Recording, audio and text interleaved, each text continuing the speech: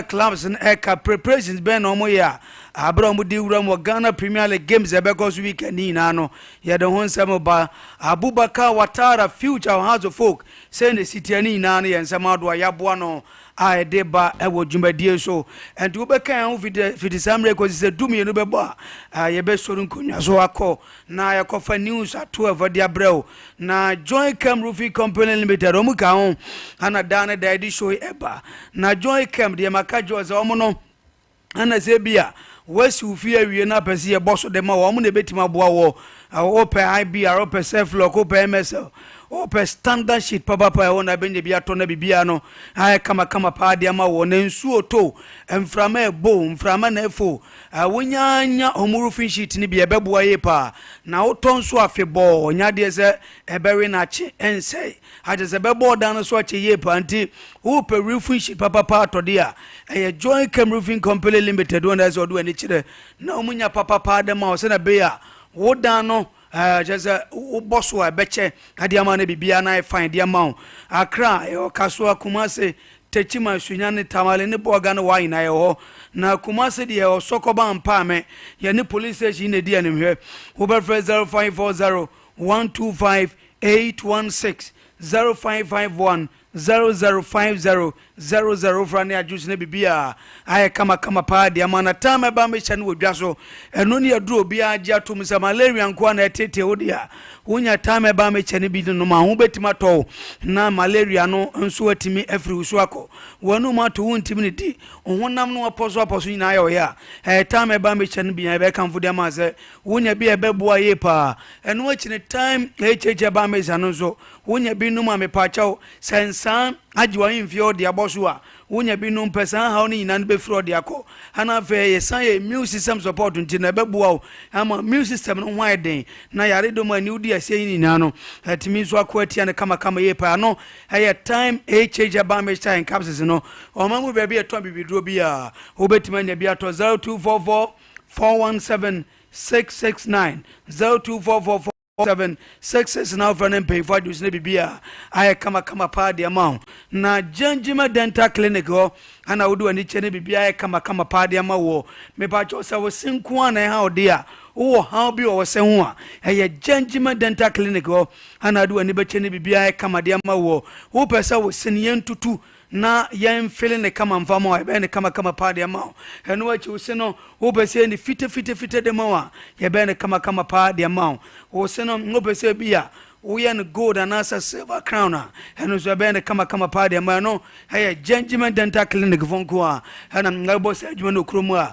obi adwo matum zampa wo bo adwuma ye pa na Kumase de ye wa Brempo Junction wodo Brempo Junction a ye filling station na chirepe afa Techima so no ye wo Techima market kwan so Accra ye onungwa atomic down Koforudia ye adjacent police station no Takra de pipe no Benjian bank ni ye pa over 0559 139582 0549 906582 franem pay for do bibia hay kama pa de amount na 3A Herbal Center and obomodi di oni a kire wo mu na de 3A co capsules abadua so na 3A co capsules no bia koko ha no onum bia na hu betima tontampa so ama ne koko na ha ni na no etu atimatu di ama no na mepacho no achi no sa yemtim wo so wo sisi o ya ye be kanfo 3A co capsules de ama ze onum bia hu betima to wo ma be bia to bibiduro bia no wo benye bia to Kolena Keba Daniel ba Mr. ba ne apedanko ina no wo betima nya bia to frɛ 0546 107 107 yes 3A co capsules Koko masa no nomna so yasia ena no pebe kwa mo ne na amono ne nsem kakra ya bobo no hina no ya dia beto anim live on Sompa TV live on Sompa 93.1 FM live on Sompa 93.1 FM on Facebook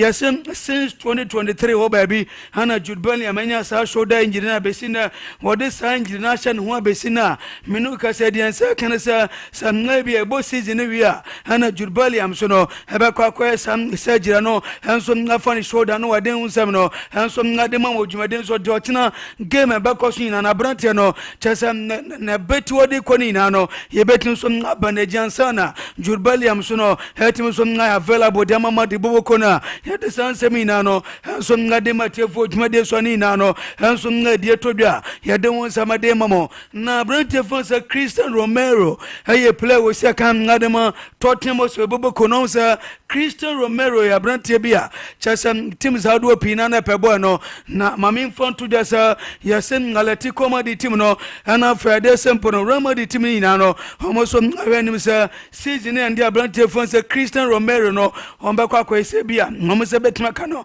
amna be sia kan de mama na no na yan front to just yasen Tottenham team no so go so any Christian Romero din koma say obetin so ngasa counter the session no de ma Tottenham so boboko na no hanso nga de todwa na no pai ya de san semina hanso nga de matefo tmede so ni na no hanso de todwa nti ya twensa siege ne betmande sa siege ne ndia ane betin so nga uze bia brante fansa Christian Romero he betin so nga to so sia kan ya de ma Tottenham was manasa he bi obeda na ni de free Tottenham so team no mako hanso nga de ba hana no pai de san sam no hanso nga de mamo e wo dwumade no so na Sandro Tonali e sia kan de ma Newcastle na te boboko no on sa brante na beto do sa season and dia bon se team no abekwa ko Ezebia Sandro Tonali o mo sa betima kabo no no be sia kan so nga de ma boss am me front to do sa openya fon sa aye dekwa we sporting director so nga de ma boss team no e wo jide pass senior and dia o betin so nga to Frankie Dion it is a Frankie Dion betima kodia e kwa bia so no Sandro Tonali o sia kan so nga de ma Newcastle na team no ana boss team has almost betima kabo no amabona be sia kan hanso nga de ma boss boboko na no hanso nga dia ba ye de won seminar hanso adi tuda hanso nga de matefo awo dwumade so ni na no hanso nga de todwa na Jamie Vardy play wo sia kan adema Leicester City boboko no sa wode atudwa sa season and dia wonu Jamie Vardy won timi sia kan bio enfama Leicester City boboko no na Leicester City team no aye video when nadia ma brantia ye fen Jamie Vardy yenhwa na yensanso ntiabra Leicester City team no aye video we dia jabrantia ye fen sa Jamie Vardy kwabra season and dia on timi sia kan bio enfama team e fen sa Leicester City Jamie Vardy video no ana o henu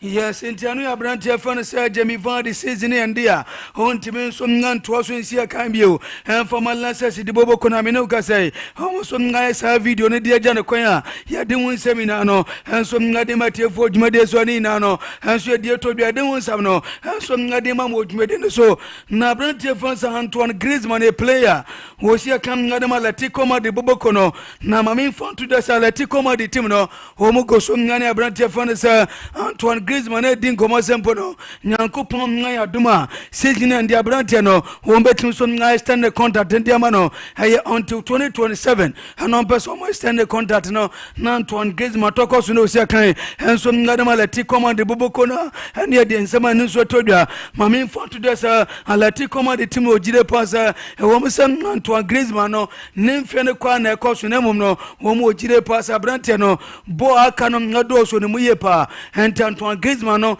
ono so timi so nga to aso sia kan Anima Atletico Madrid team na obetim so abo mu ye panam say experience ono Antoine Griezmann etimanya no say to aso no sia kan Anima Atletico Madrid team na eno manyina ebetim so akoye Anima Atletico Madrid bobo kono mo yenim say season and dia boy no obetim so extend the contract no enso dem ase na bia no ebetim akoye Anima Antoine Griezmann no enso nga dia to dia de sansam no enso nga de mamo ewo dwumade so ni na no enso nga dia ba na Ademola Lookman e boya wo sia kan ma Atalanta bobo kono anope report wa yensa kan sa Manchester United team ne consider sa season and dia wo metim so nga dia Abrante na be piemo e Manchester United bobo kono bibia no enso tima ko mu se Ademola Lookman no chese na se no wo Atalanta bobo kono ye ka players o modibo enso nga so ni ye pa Adema Atalanta bobo kono Ademola Lookman o dimunti tima ye panti season and dia Abrante na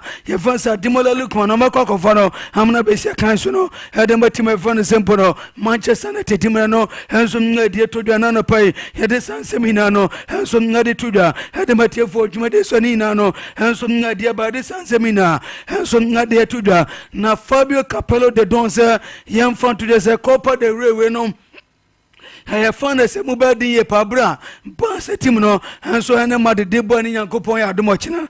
Na Capello Siam found to the or Jide Passak, 2 teams in and Obia Jina, who bet him some like a Copa de Reno. No we are boss a team no bono mobona, season one no more in ano, queer de my boss and no, there's a old book game na fana, Nasa trophy Sua, there's a own team, somebody team no soon team.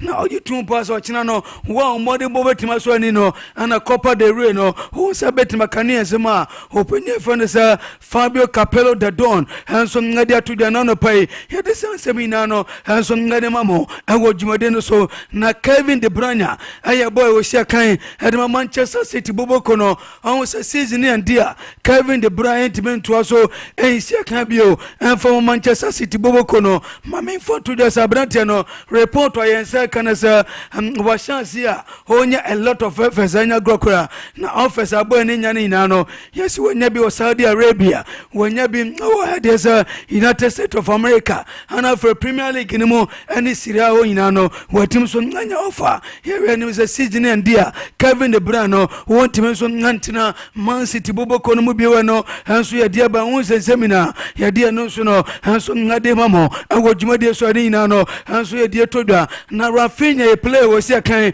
and so Nadema Boss a team no, I was a boss a team no go so, and the Rafinha 18 commercial, Robertson I stand the contact no, and so Dema Bass and so yes, and Comodia no Muno, I say, share down go through, sir, Nemo Bass a phone with Jide Passer, say season and dear, I brought your friends Rafinha no, I bet him as I knew to, had them a boss a team no, and so dear to the another pay, here the sons of Nademamo, and Leandro Garnacho, a boy was your kind, and so Nadema Manchester United team no, and a report and second sir likely season and dear and Leandro Garnacho ebetin so nadanani at the free Manchester United team nako yet is a team Saudo Pinano and so Leandro Garnacho and the tennis office nibi and so Frisia and Moba and for Premier League in Minano yes there's a relative fans Leandro Garnacho no munyana on betin so nafa bueno amabona besia kai and so nadamo manino and so dear to the anano pay here this answer na demamo and so no jumade so ni na no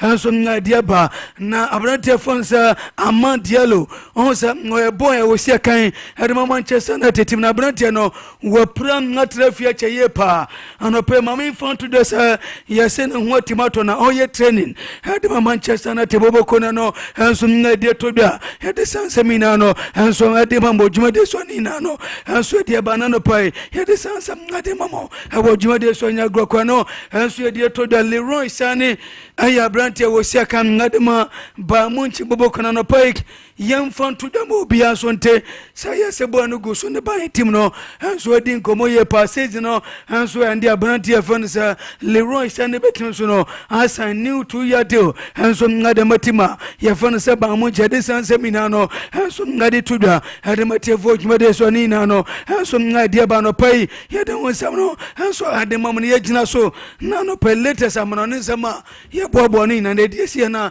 abedwafo betena se na homo so ahwensem ne kama pa enso de ma ne bibia no enso ngati my fine e de mo dwuma de so anya grokra and this prince aba sanso na va abranti e fan se Philip kwabena nkum so mu ina na ba na ma no ne se ma de to dwane ina no homo so ngaba be kama pa enso ngade amaye e wo dwuma de so anya grokra ensam ne dos na mo no so ne pe honam no enso ngati my mranda grokrati homo baba tenasena yetime so ngade nsam na de aka ni na no enso atime de ato so kama pa enso ngade amamo ewo dwuma de so a anya grokrati Philip kwabena nkum za baba sanso ngana sa prince baba na mano ne nsam no homo atime so ngabe kama pa enso de amaye wo dwuma de so a anya grokrani na nsa ensam ni na ne yetime so no ade agu de mama anya grokra enti abadwafo na baba na ensam ade odigu no homo atime so ngabe kakra enso de amanya grokwanti ubetuma ko Facebook na watime so nga drop a comment kama pa na ye bebo na ye betime so no abaye ho adwuma kama pa enso nga de mawo e wo dwuma de so a anya grokwanti abadwafo na eba na matime so abaye sebunemo na bibia na time so ha fine na bibia so time kama pa anya sam godro kwendo enso ye de to dwa de won sam no enso nga de eba enti abadwafo na eba na o matime so abaye sebunemo na bibia na time fine say prince awura sanso na Philip kwabena nkumza enso time ha krado say prince akwaba single mejo so open boko de twede ampo nyankopo adaroma bibia de na akwampa ensem na dawson we ne dey yewem kakra yes enemate say grace na ohono ogre me de nema bi send no point ya na wa check ni nyina de amame na nyame admo ochina na the Copa del Rey final na be bass right openyim bedu Ricardo de Burgos unso ne be the referee for the game no na yebedi ne ho nkomo kakra yebedi ne ho nkomo kakra intimide enema bi ma grace e be ya edru oduma obetimi push ni nyina no de ato so amaye this particular referee ne ho nsema yebebre yebedi ho nkomo amanfo bi nso hu ne say Madrid for ne try so be play a trick on the game but unse we talk with facts into edru ho no ma me de nema bi amana ni na ebedi ho nkomo now penny before that no mami nwa mu enhwe these issues kakra unse club football enche beba na wiye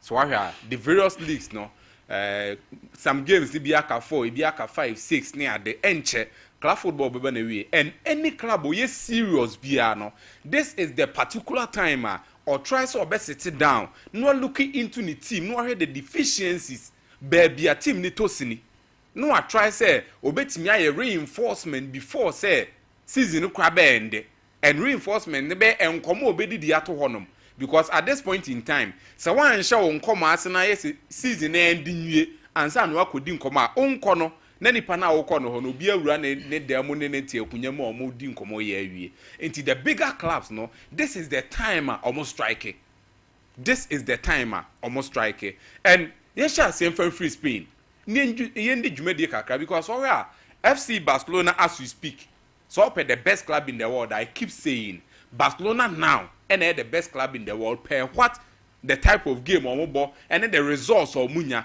and where the kind of competitions or move up till now Barcelona is undoubtedly the best club in the world in this particular year.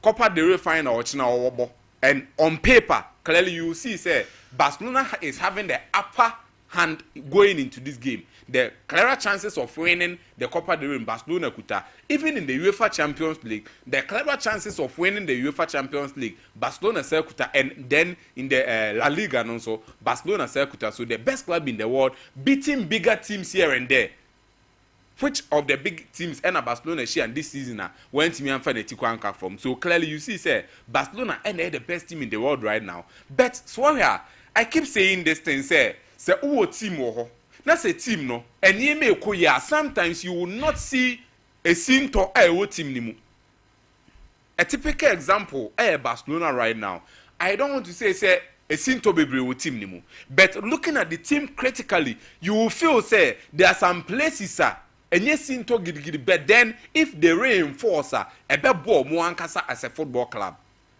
Eniema papa e friend no Deco Abaso, the sporting director for Bubukua, from FC Barcelona. The man is really working. I won't lie to you. The man is really working. And as at now, there are some names. So Barca almost sporting director office honoma. Deku ni table so there are some names eguswa. Omudi hujuma. The kind of players are more planets or more for mumra. And we talk about it. I know say Mesha say America man for be doing home. Na say Barcelona FFP, the FIFA fair play rule no. It is true. We will come to that point. But for now, let's discuss the internal talks. Ewo Barcelona see me no say. So Kopima Deco, just like I said, and the sporting director for FC Barcelona. With the success they are talking now, no, he's still thinking about the future. And Barcelona team no, Deco has identified say there are two places that are more reinforced. And right now, omu di hun koma critical, a serious talks and omo. The first one the left wing of Barcelona. Baby as see no, Rafinha ejina no. And some time ago, baby ana name amobono. Honum asem na making. And this one particular place, and Kabeka and I say honum the Barcelona any problem or honum because out of the 40 games, Abranti a friend of Rafinha Abono, he has scored 27 goals, providing 20 assists, even more goals plus assists more than the games. What about telling you say Barcelona left wing or money problem, but to get a very good team and a stable team, you don't just need a number one option. You need a reinforcement. Whenever the number one option is not there, and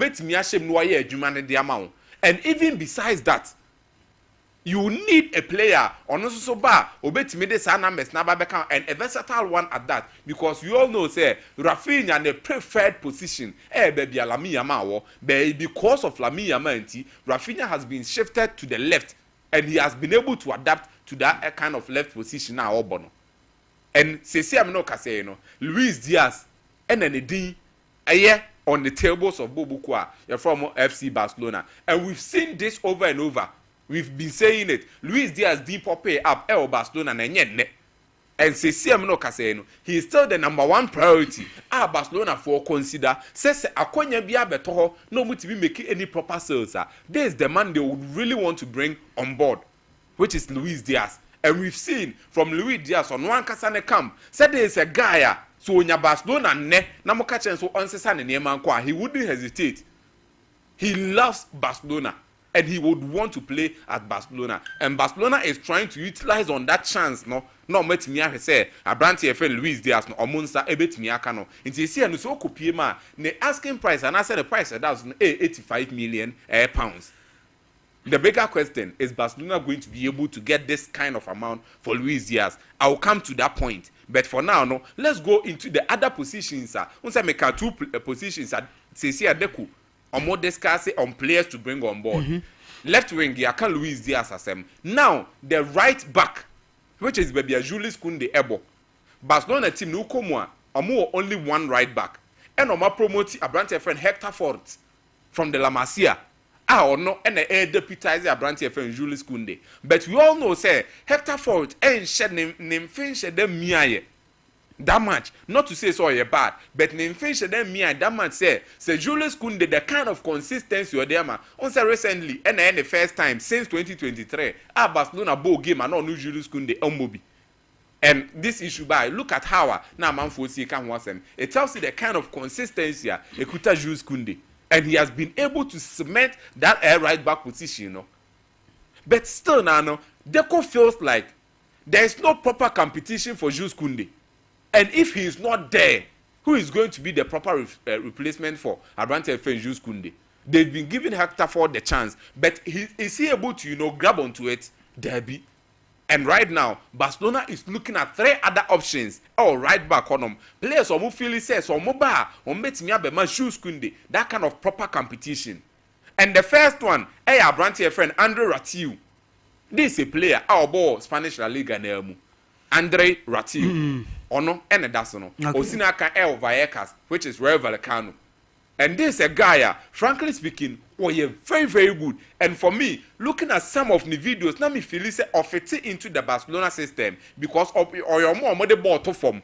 I wouldn't want to raise him high, but what he said Dani Alves DNB, I'm just making a comparison, Mr. Menka saw Bobo to said Dani Alves, but in the style of playing to said Dani Alves DNB, he knows how to be composed on the ball and try to attack. And Edube Biswa or that kind of Dani Alves aggression, who said Dani Alves on you be an amount for whom he said one day, but you said him chapa in Tranketen sa.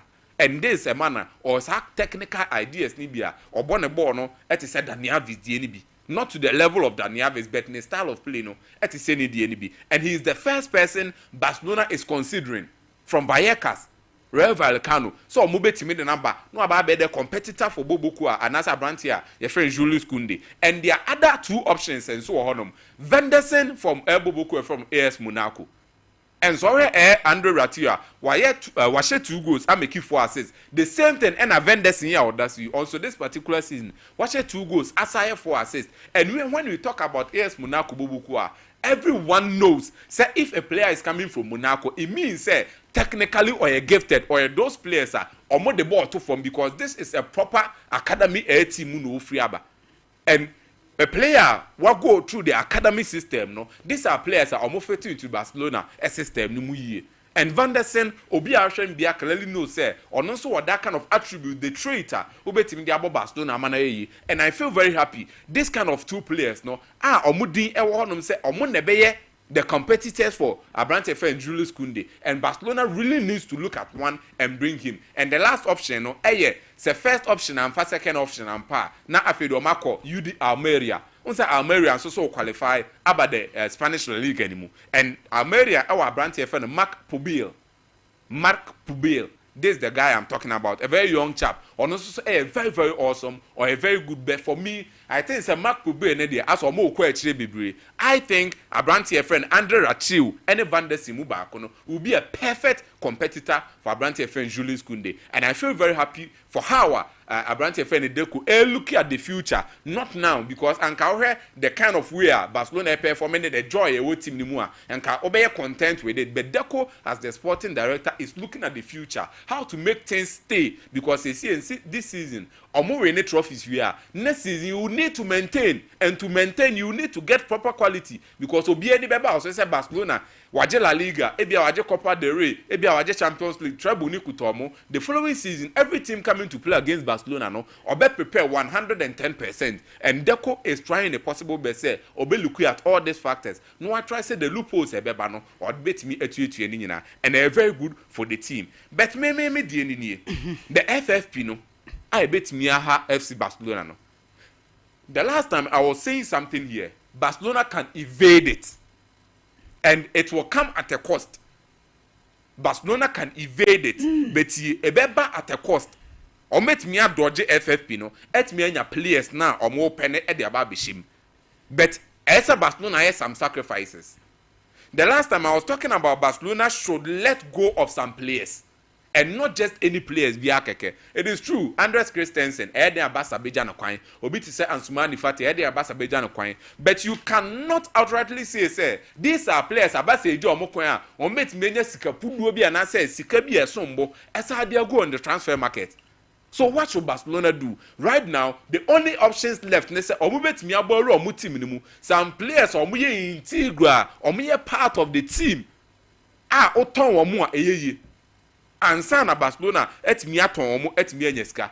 Ansu Fati mabondi, Andres Christensen mabondi, but the 2 players are maybe who they say, look, I understand they are very crucial to the team, especially Memefa Ronaldo Araujo and Frankie de Jong. These are 2 players I feel if Barcelona let them go, Shana Barcelona fan biya mana no.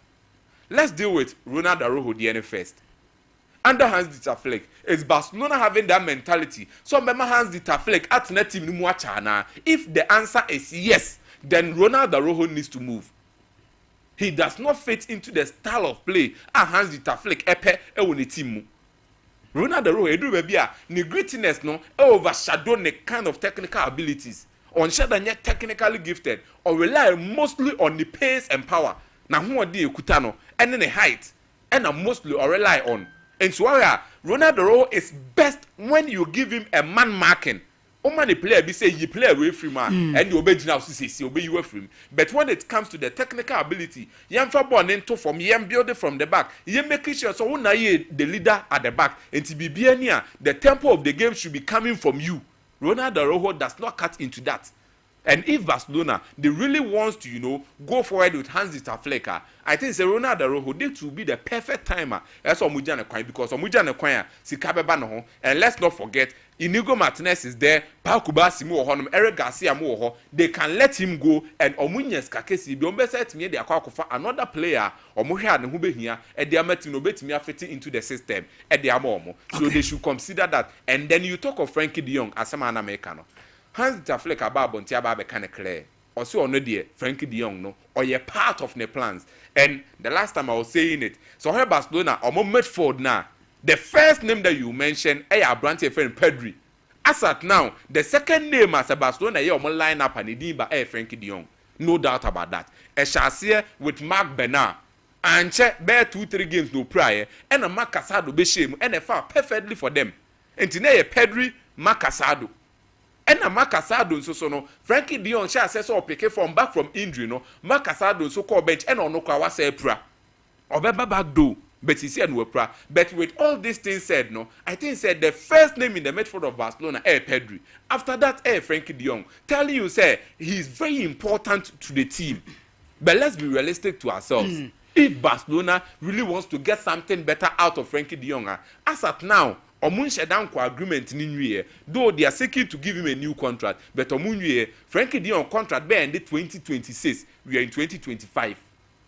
Barcelona shouldn't take that risk. This is a player. So yeah, why you saw Betona, Ubenya born. So what do? Let him go. Get the amount that you need. Because even besides all this, no, Marc Casado, Ebetimine Pedri abo, we've seen Gavi, Ebetimine Pedri abo, even Kwan, I don't want to say that much, but Eric Garcia Munyano, or Mutimi be shame any Pedri Bobby. And let's not forget, Mark Bernard, we are just hoping so or self in injury, no Babaka, Obetimi Aba be shame to said ye, Onyem Prime or Tiena. And Frankie de Jong, this is the time that I feel Barcelona to try and cash out on this guy. Because with all these things said, look, the left wing of Barcelona, no, they could who say, "Oh, here reinforcement." True, Luis Diaz Diaba. The right back, which is the Jules Koundé, no, they could who say, "Oh, here reinforcement." True, or the Air Van der Sar, Andrew Ratiu, Edin, or Mark Diaba. But then, any Hong Kong and Moon say Barcelona has some reinforcement. Barcelona more attacking line in now. That's all we need proper reinforcement. The last time I was telling you this, okay, Robert Lewandowski was very, very good. Scoring goals here and there. Out of the 48 games or so now, Abono, was 40 goals and over. 3 assists and a Sekutano. Telling you, say, was a lot of goals. But then we all see, say Branty friend Robert Lewandowski, say, Oya Clinic and 40 goals now, watching and more than that. Barcelona fans need to be or move to me for this particular season. So what's that? So what be brave? Yeah. So when you or say chances dodo telling you say this is a player chances never be brave because of the experience I gather over the years ninety or to me making sure so Ben Noki Ebi at the back of the net. But then is it going to be the future? No. If not, then why not the future? Are you talking about Ferran Torres now? You cannot depend on Ferran Torres when Lewandowski is fully out.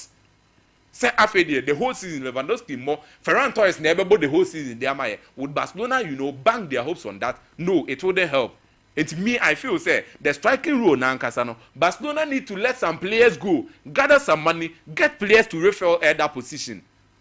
And Lamine Yamal, unse Barcelona, omo typical wingers here too. Rafinha, Lamine Yamal. Ferran Torres, any typical winger. Daniel, any typical winger. Even at times, we have Gavi. Oh, then about at the left wing before, on your typical winger. And Tiamusa said the typical wingers no money honoma. One will never shame the FC Barcelona. And I think said they really need to look at these things. No more shame. Now, we are Real Madrid fan. Believe you me, Madrid fan bia and then news by or many other papa. Every Madrid fan should be happy. And the reason is so what is said Bournemouth for I say a replacement for their famed left back, Milos Kerkesh. And the moment as I news nearby, Madrid fans no, and Nigeria the coach for Bournemouth, Anthony Raola. And Anthony Raola, let's not forget, or with Rayo Vallecano. And at that time was the time of Frank Garcia of Madrid no wa Valecana or shiny a lot man for kra hu ni say any identity no mon kofa franga say anema because oba born or cobon of Valecano ne di obetimi aba betu fela Mendy until he came and man famano. So he has worked with Andoni Iraola before. As you see, our Bournemouth. Our born home modern with Antoine Semenyo and James Tavernier mo, the likes of Justin Kluivert mo, or Mobo home modern Bibri. And Milos Kerkes no, they say and Bournemouth when Yajiatum said they would need to find a replacement for him. I'm on the video now. I'm highlighting to the player I'm talking about, Kakra. And yes, some for replacement in Abano. The first person in the D the man the coach has worked with before, Frank Garcia. And so my mind some for Frank Garcia. Let's not forget, Milos Kerkes is on the radar of Manchester City, but not at the number one priority. But the number one team or your number one priority in Liverpool, because you know, Costa Chimicas, he's not delivering like they would have wanted from him. Robertson is, gradually declining into me here a proper left back and no be fitting into our system or your number one priority. But and the thing say Bournemouth for cover replacement or come Madrid and this Madrid team no so sweat the Milos Kerkes ne home come. So what do you think will happen? Milos Kerkes ne release clause 50 million pounds. Okay, meaning say we no saka na nka the video na to se ahwe the player I'm talking about. Okay. So for air now they are to so my you heard the player I'm talking about. Me the winner send Ransford Food and Imunti. And Swaria, this is the whole thing. Milos Kerkes no 50 million pounds and any release clause. And so far Frank Garcia and so Frank Garcia is saying the amount on him 25 million. So if Madrid Milos Kerkes no that's a Bournemouth no so pa it means say that kind of deal nebeba obi abeton dey we quiet swap deal obi abeton dey but omoton Madrid yet said the way to just 25 million pounds and they offer Milos Kerkes and this is a player obe fit into the Madrid team so very well or you're very good going for it me person me raising the bebre but this is the same team you body in Hughes in the bebre wom Din Hughes in 19 years, Milos Kerkes was 21. Your body in Hughes din, your body Elias Zabani mudin, Antoine Semenyo mudin. So if a player is playing there, that's a Madrid de pena. Obeka say be a Bournemouth to Madrid there, the gap never. But looking at the player particularly, I think say if Madrid gets him, a very perfect for a Madrid team, no. And Trent Alexander-Arnold, him so beba dada. And it means say Madrid is almost getting done with their fullback problems now. Now omo honum no. And if they are getting it done, Frank Garcia will move to Bournemouth. And then Milos Kerkes will move to Real Madrid and a big blow for Liverpool in return because no more power brand any pan. I think say a man in Macquarie but Nyami Aduma Ochina we cry they very good because Ochina na Copa del Rey ne beba so. And a brand a papa friend the Burgos the referee or be manage a game no. Me per se Ochina yen hwe the video na Madrid for the aba no. More than 3 minutes and a Madrid for the aba. And niema why and this the Menka statement say Menka infenua minim obama mkwana makande we no ochina very good no ochina ye the video no any bibia naba so ohwe ade das na Madrid for release ne say with the Basque referee Real Madrid has only a 64% win rate. So odi omo games 64% win rate. On the other hand, Barcelona has an 81% win rate. 64-81. An incredible difference to which is also added that Ancelotti's team has only won 2 of the last 5 games with him on the field. Ancelotti by in 5 games about 2 pen on Marine, but the most striking thing comes next because although Ricardo de Burgos Benguetia has been an international referee since 2018 and only an international air badge, no, UEFA has never appointed him for Champions League match. FIFA has not counted on him for any of its competitions either. However, in Spain, this will already be his 3rd final between Real Madrid and Barcelona after the 2017 and 2023 Super Cups. A recognition in Spain that he does not have at the international level, but even so, he continues to referee matches of this caliber. And this is the kind of statement that Madrid making. Okay. And attached to that, no videos I think say many but nyame admo chana game ne beba sunti. Ye betimi ato ye boni ewremu. Is it true say Madrid for no this referee odi omo games odi ti omo and I say nye true. Is it those kind of mind games big things normally go into games omo dey here na nyame admo chana ye be make sure say be enter into it very well. President Asepa Philip Cinco Di Maria. Say nyame ado. Okay. Bibi Aboko, a very good friend of mine, your friend of IK. second takrade IK phones also he show yi nano pay what takrade kojo chrome so what did you need that yeah what the takrade I know so woni mo prince na maybe yes maybe enche me be ko hona we ko hu one or two things or takrade now guess what me start with prince your story bia of my interests prince kasem about Luis Diaz say Luis Diaz and they say offer ba na say Barcelona making a class so mo pe Luis Diaz Luis Diaz will jump the gun to join the club Barcelona. And the reason Everman Luis Diaz are joining Barcelona is very simple. Somewhat in 1963, somewhat in 1563, that is 1563. Now, in Spanish, you word be a friend conquistador. You can say conquistador. Obia, I say, omo ye voyage, you know. Yaka voyager, omo ye trade during the slave trade. Omo ko hu the new continents. Who say since I am bo wiase no continents are I say eno enye nipa na hu sa continents no about two. Africa and Europe and to some extent Asia. These are the continents eno enye nipa na ko hu ye. Eno no it was ye bo wiase na ho Africa, Europe and Asia. But then the other continents, were seen by man. And the continents they were seen by man. No? One of them the Americas. Yaka the Americas are plural. Americas in the context say both North and South America. And in North America say the biggest country there the United States of America. Now, South America now, the biggest country Brazil. But then, those continents were seen by man. But most of their trade in South America Spain. Spain. The Spanish most of the trade in South America. Into the Spanish conquistador trade in Spain no or most of the people in South America no was soft spots among the people of Spain because Spain for the colonize you. It is only Brazil now was South America it was colonized by the Portuguese in California Spain for the colonize you. Spain and to some extent Italians kakra now colonizing the countries in South America but in California it is only Brazil pe na eno no is solely Portuguese that is Portugal into no Jeronimo Luis di that is Cabrola when or conquer the continent South America in 1563 man South America for ni G2 mo say ye ka adehia e wo wiase a omo Spanish it was this man and somewhat in 1975 at Barcelona, the first South American player, that is a club Barcelona. That was in 1936. Your friend Hugo Sotil. Now, Safo Mestre Safa picture to Suma, Omomo share and share playing American Assembly. Your friend Hugo Sotil.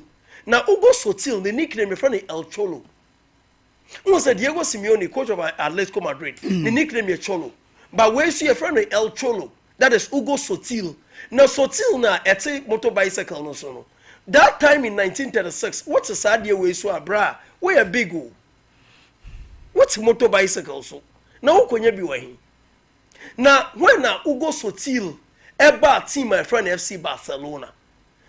He is undoubtedly the greatest South America for a producer obobo Barcelona until say Benya Ronaldinho ni Messi mo a omoba picture num kakra. But when Hugo Sotil bobo Barcelona, I was saying in South America no. The greatest South Americans say the greatest club and I say obakache South Americans say bra the air and I say di agro. Na team na friend Barcelona no the biggest in the world.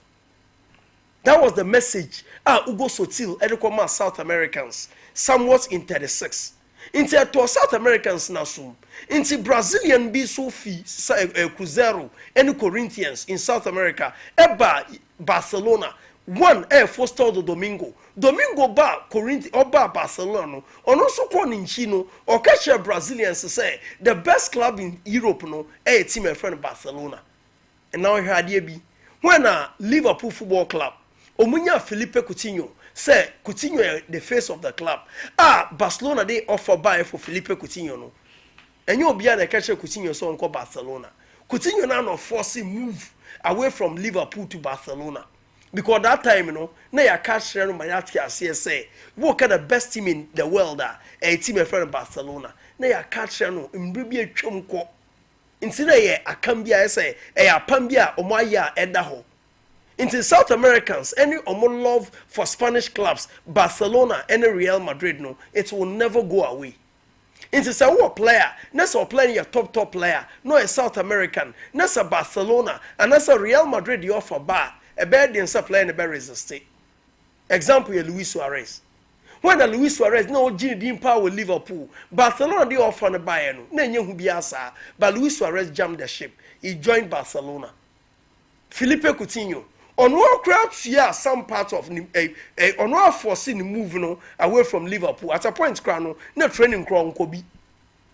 He did everything to frustrate Jurgen Klopp. And the coaching staff say he wants to leave Team Liverpool. Because South America, Hugo Sotil, could make him mark in South America, say Barcelona is the biggest team. In the Barca, when they come calling her, a bad and say, playing very resistant. So no wonder, and when Coutinho, and when Luis Suarez no pay Felipe Coutinho no. Already no Luis Suarez, when he was leaving, on my Liverpool 40 CSA, or no, ne boy ne Felipe Coutinho no, into the more Coutinho no so mano. Now he will come back for Coutinho. And Luis Suarez went to Barcelona and recommended Coutinho. And Coutinho so when Barcelona offered a buyer no one Renichi. Because there's a club the lineage with which a South America for no and who Barcelona. The lineage with which South America and who the other clubs no quite different story. So he left to the club. Inti me anya me wan Luis Diaz. Say Luis Diaz or China be say who say or quote him a friend of Barcelona and mane wan. But the worrying signs are that Papa na friend Deco no. Deco or not prefer a Brentier friend that is Deco want a preferred player that is a boy friend Luis Diaz. But then Hansi Flick so prefer Nico Williams. They make a what you say. The coach of the club, Hansi Flick, or not prefer Nico Williams. Not they could know sporting director no, or not pay Luis Diaz into one call by Deco prefer that is Luis Diaz. But Hansi Flick or a coach of Barcelona, or not prefer Nico Williams, the brother of Inaki Williams. Or not the preferred player for team that is FC Barcelona. So that is the difference now. Into you already a basic. So for now, no, Luis Diaz the entrance one answer. As to say no a boardroom matter. So almost settle issue no a boardroom yeah. And when you bet me aka say Luis Diaz no beko. But that's the stance there. Say Koban chinchina trying. Say Barcelona ampa mo pe Luis Diaz. Liverpool can do nothing about that. They can't stop Luis Diaz from joining Barcelona because Hugo Sotil Eko Kaye, Foster do Domingo, Eko Kaye, said the biggest club in Europe, a team named FC Barcelona. Into Hugo Sotil, no, what the greatest South American player? Oh, the kind bar Barcelona, and since a Barcelona no, Brazilian and Argentines combined, who's also South America, Uruguay, Brazil, and Argentina. They are the biggest nations in South America in terms of sports and football. But then, no, Hugo Sotil, they the first ever player. Or joining Barcelona from South America. Wouldn't be free. Of Peru. And Peru in their history, Omaji Copa America once. And when a Peru ebaji Copa America in 1975, Obio leading Peru, Omaji Copa America was Hugo Sotil. In Hugo Peru, the best player ever in Peruvian history. And yeah, Paulo Guerrero. The best player ever in Peruvian history. And yeah, Brenton and friends, Gianluca Lapadula na and Neobo Peru. The best ever player for Peru, boy friend Hugo Sotil, the legendary Hugo Sotil. Okay. In the way a Barcelona fan, I would say Hugo Sotil. Mark that name with respect. He's the first ever imports from South America. Those times in the players in South America and Europe and Bobo. But Real Madrid there, omunya Alfonso Alfredo Di Stefano of South America Argentina ebe Real Madrid but na enye easy sir enu na till date Pele never played in Europe enya sansan ka Pele Real Madrid and Barcelona adentina Pele ambo Real Madrid and Barcelona be some questions we adentina Pele one bo Real Madrid and also Barcelona but he rather played for Santos in Brazil no ko wie crowd with New York Cosmos US of A that is the legendary Pele. So Ugo Sotil and a pavy way no edema South American players Barcelona. Into we a Barca fan na wuti players who twitch mano. Reason why a South American players omo pe Barcelona pa papa na friend Ugo Sotil. Now Juventus omo ko direction bia so omo ntiase. Now in 1999 Juventus had the luxury. This is the Juventus team of 99. Edwin van der Sar, Antonio Conte, Alessandro Del Piero, Filippo Inzaghi, Gianluca Zambrotta, Edgar Davids, Sande Olise, Ciro Ferrara, Igor Tudor, the current coach of Juventus, not a part of that team. So when Enzo Maresca, current Chelsea coach, Master says, Safo for picture and to Sunabia Hebi. Enzo Maresca ni. Enzo Maresca ball at the team Juventus. And during the days at Juventus, no as some other player.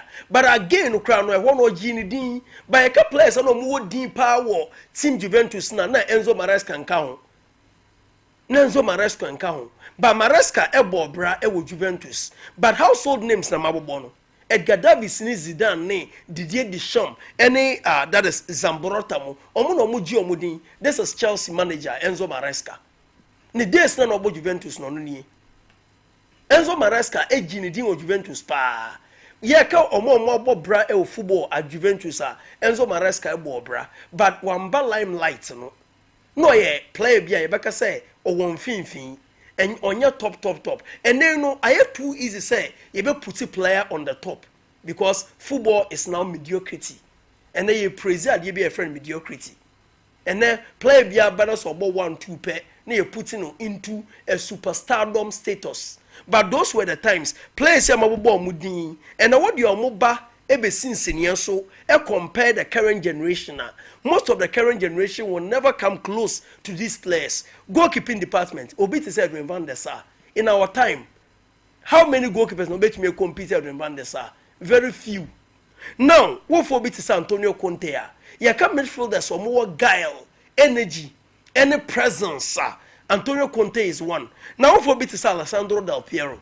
Piero is one of the evergreen engines in the dressing room. Now Obit Filippo Inzaghi, one of the best snipers or the ghosts of football. Yakasa ghosta play or born or bar who game no more. But obe hunu anahye wa shego. Ghana ha me start as a me ball. Player me feel so the best ghoster Ghana yenya Ishmaelado. Who Ishmaelado game. But obe hu Ishmaelado anahye say Ishmaelado ashego. They make also what you say. Ishmaelado or a very good at that. Born be do 18-yard box no Ishmaelado you know. And that is Filippo Inzaghi. So this Man United recent time player with Chicharito. No born no born on your bia obe so bobo ni bebre. But bobo ube so ball tap at no more. The probability say Chicharito actually go no high. That is those players are from who ghost no. And Filippo Inzaghi is one. A Brent bit as Gianluca Zambrotta. In our time, Shalatras a yebo mudin. And they are both in Houston. Prince Ebo, no Prince Camelos Carcass. Last time Kabi was say in our time, and I said this season, you can place left backs on my bob rapa because or no bob one was into the young bonidin. But bob pa Melos Carcass. But a young Melos Carcass mona or more fair and a Zambrotta mo that level na Zambrotta mo and the born do yeno. Carcass mafia no more building. I feel no more Cavendish among. Another one yet Gadavids. In our time, Fred Gadavids since in years so. Now for midfielders of our generation. So how many no bet me compete at Gadavids? Now, Obit is a Sunday Olise. Olise was a huge presence during the time for the Nigerian national team. And again, he was a proper leader. And they are Nigeria only leader. No. Nigeria, Sunday Olise was a top player for Nigeria. Now Obit is a Ciro Ferrara. He's one of the players I enter Boni Bebre. But Uko Italy, Omun Sinifem, Ciro Ferrara, and Igor Tudor. the current coach of the Italian national, that is team Juventus. Now, apart from Omono, you know, basically say Alessio Tacchinardi. Now, there is a goalkeeper friend, Michelangelo Rampula. Now, Michelangelo Rampula, no, na the nickname friend of Big Ben. Now, Big Ben, you be on no status or bobono. Na papa or wo no catch and say, bra, a beyanka, your goalkeeper instead of a striker. But no, so still a person a striker.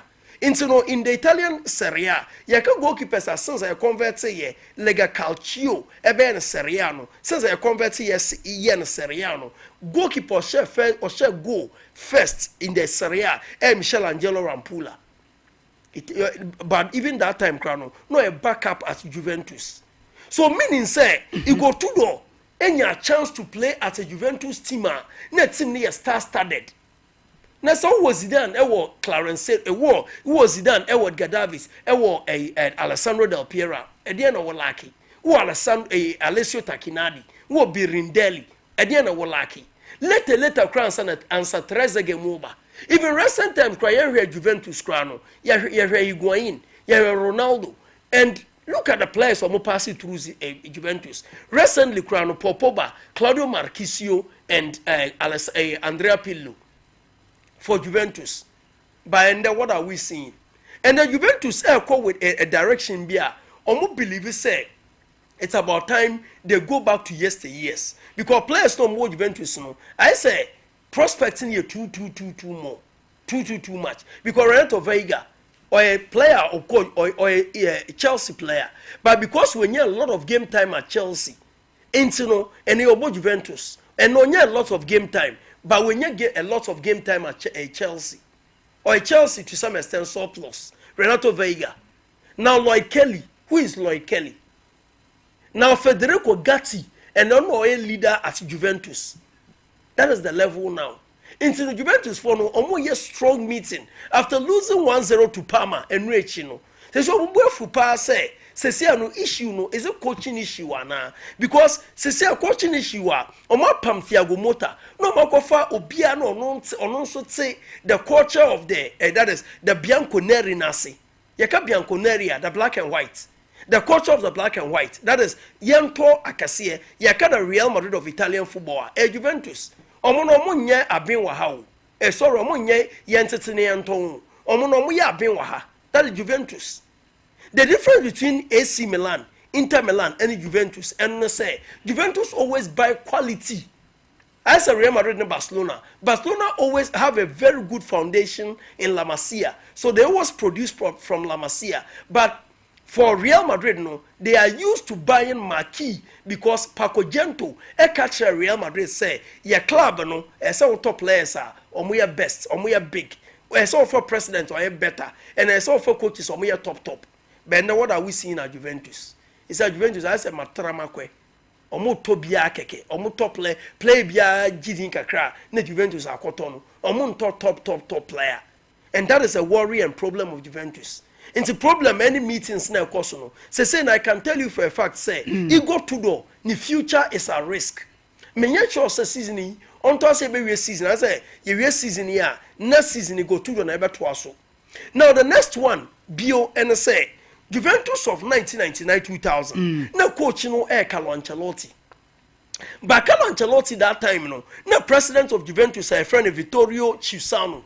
Vittorio Chisano. Now you are here and say since Ancelotti no manager no. Now the captain Antonio Conte. Master of Antonio Conte when he was captain Juventus. And Antonio Conte the coach team Napoli. Antonio Conte was that time the captain of team Juventus in 1999. That was Antonio Conte. Now Carlo Ancelotti was then the coach. Meanwhile, at the 1990 World Cup in Italy, Antonio Conte and Carlo Ancelotti, this is Antonio Conte, and in 1999 for Juventus. But then, no, in the year 1990, at the World Cup, this is Carlo Ancelotti at the 1990 World Cup. So was Ancelotti no there's Carlo Ancelotti at the 1990 World Cup. But then, no, at the 1990 World Cup, no, now Italy midfield, no, Antonio Conte and Carlo Ancelotti. Omunyina boy edwuma I say me no wote aye edwuma but ochina na shebre na iden asan adane into Ancelotti ebe coachi Antonio Conte into say Ancelotti a grand master Ancelotti ebe coachi Enzo Maresca, e coach Antonio Conte, e coach Zinedine Zidane, and that is the picture. Zidane ejine shire wono. Antonio Conte ejina left no. Na Carlo Ancelotti no the manager of the team. So Ancelotti na the middleman. What a picture na the screens no so na Ancelotti na chef in wono. Na Diogene Ancelotti echi Zinedine Zidane, and your one Antonio Conte and Senifano that is Carlo Ancelotti and Senifano Antonio Conte. But why is Juventus shying away from their own method? Okay. So the method of Juventus no, say no, as someone manages Juventus, and so someone handle Juventus no, as someone take culture and tradition last year. And say Juventus, likely so they will go back to their old ways. And in going back to their old ways, no, say no, a dear managers no may available in the markets. Say no, Zidane is available, but Zidane so no, he is thinking about replacing Didier Deschamps for the French national team. One person and come to me rebuild the Juventus power. Papa na Neo handle England national team no, a prince coach Thomas Tuchel. He would have been the best manager because Juventus teams are marrying now. Omo style in the say, omo manage game no better. Juventus share one. Let's say adding by the Juventus team na esa fala. I say 7 producer. Omo Lucy Adebia friend dark arts. You need play be or yet dark arts in the game. They say Manuel Locatelli any ke friend to Ram. Omo mienu nyina no. I say omo ye too sweet. Omu krabo na I say yenye dirty works no munim ye. Omu ye very good on the ball. But omu nye too omu dark arts no munim ye. But those times no Juventus players omu nim dark arts na ye. By no money supply any be. And one man obetumi bring another obetumi bring Juventus to the Juventus of yesterday no. 1 year Thomas Tuchel, 2 years Zinedine Zidane, and 3 years Didier Deschamps. And Mesra say enka omu train say so omu pe Deschamps so there just say after the World Cup 2026 but eno no ebedu was so nice and kwan no aben kra manai den ya say eno na be issue no now Kevin De Bruyne also say ano there we with Man City but when we with Man City no you see our clubs are starting needing come Aston Villa are interested in Kevin De Bruyne but minimum there me feel say the right place for Kevin De Bruyne in Aston Villa say baby we do na iska he said he needs money. Okay. It's either the Saudi Arabian league, the US league, or to some extent, encore maybe a league, Qatar, and say baby Obenyeska. Because he should think about his family, the friends, and the Dutch. Joyce oil boom mubiano. And you know who pay. Okay. Apart from so on the World Cup. At the end Kevin De Bruyne on who pay. Aston Villa air pen. But I don't think say ebe materialize. Say obe Aston Villa. Philip Kwabena and Kunzami does about 1050. Mamane mega cash and pay for Ninkomo. Prince. Kawu be big on. Oh, na me yes, 7 rounds soon set 3 out of 3 winning in our boy. But so move busa. Facebook. And running our boy. Training wow. Yeah, the winning be at Facebook comment section. Okay. Okay. Oh, Safo na wo hodum tie. Nti be load bi account. Yeah, nti obia. Say say na down. Mamonya 2 or 6 yes ade. Nti da another 2 back. Esa be ka ho de. Comment section obia. Okay. Okay. Nti mamane mega cash voting komo. Opani akwa bo na onho ye de. Me adum o me ne ya. De me anansu asahia. Ene ye. Yentie we do free mega cash. Ahwe ba. We de me fa akonya we so na ma cheche fo ne ahwefo. Mega cash lucky box ye bad dey na to say ensempa ne nsem de Easter yi wa wani tua yakodi amakuruma ye de yakoto su carpet Easter yi na mega cash train no ne wo kwawu in fact kwawu mountain so de enya asam ketua ba bia be fa bia yi mega cash ni ba bia be fa bia ye chese ye cheche scan bi ye pick a box challenge cheche skakwa eno aso be pick box na de won bia no wa wo de eno kra de na hu hia so be ya bodwa tese na de ete wonom say box ni si wonom no fansa betum di se bi ehiem bia no wo de na chese mega cash aba e bia na first time ene obi hwe me obi teme nka e wo fidi kasi ewe so se ye ka mega cash lucky box a dwumadi a yedi na di sika begu ye botum game a ye bo awo ye phone so and one say wabo star 426 star 6 hash star 426 star 6 hash oba na just say option no beba obehu say 6 lucky boxes akese ma akoma nsia wo de ne say obechusi box ya wa woni je ho na wo pe box 1 2 3 4 5 6 ne choose ye de 5 Ghana cedis 10 cedis 20 cedis 50 cedis eko and I will be to media to a children minimum amount in 5 Ghana cedis and to be choose the one be to me what you see amount in a train or network and I was say yeah registered mobile money network I was at least 5 Ghana cedis was so when you bought pin code in the shame when I not just say MTN say tell you say loyalty to go on the prompt number not just what bought pin code no not just say why accept and one no so what do I paying crying a instant cash and ya fe na wo twen enye draw game enye no nine enye Saturday enye Sunday anopa da bi se wu twa na wu gina honom na wo ju sika na e ba be go phone so na ni kasema e wo mu ni say mega cash lucky box Easter promo no eguso koso bosome ne nyankwa awiye bosome ne kwa awiye na mega cash Easter promo no e be kwa awiye na de tie nie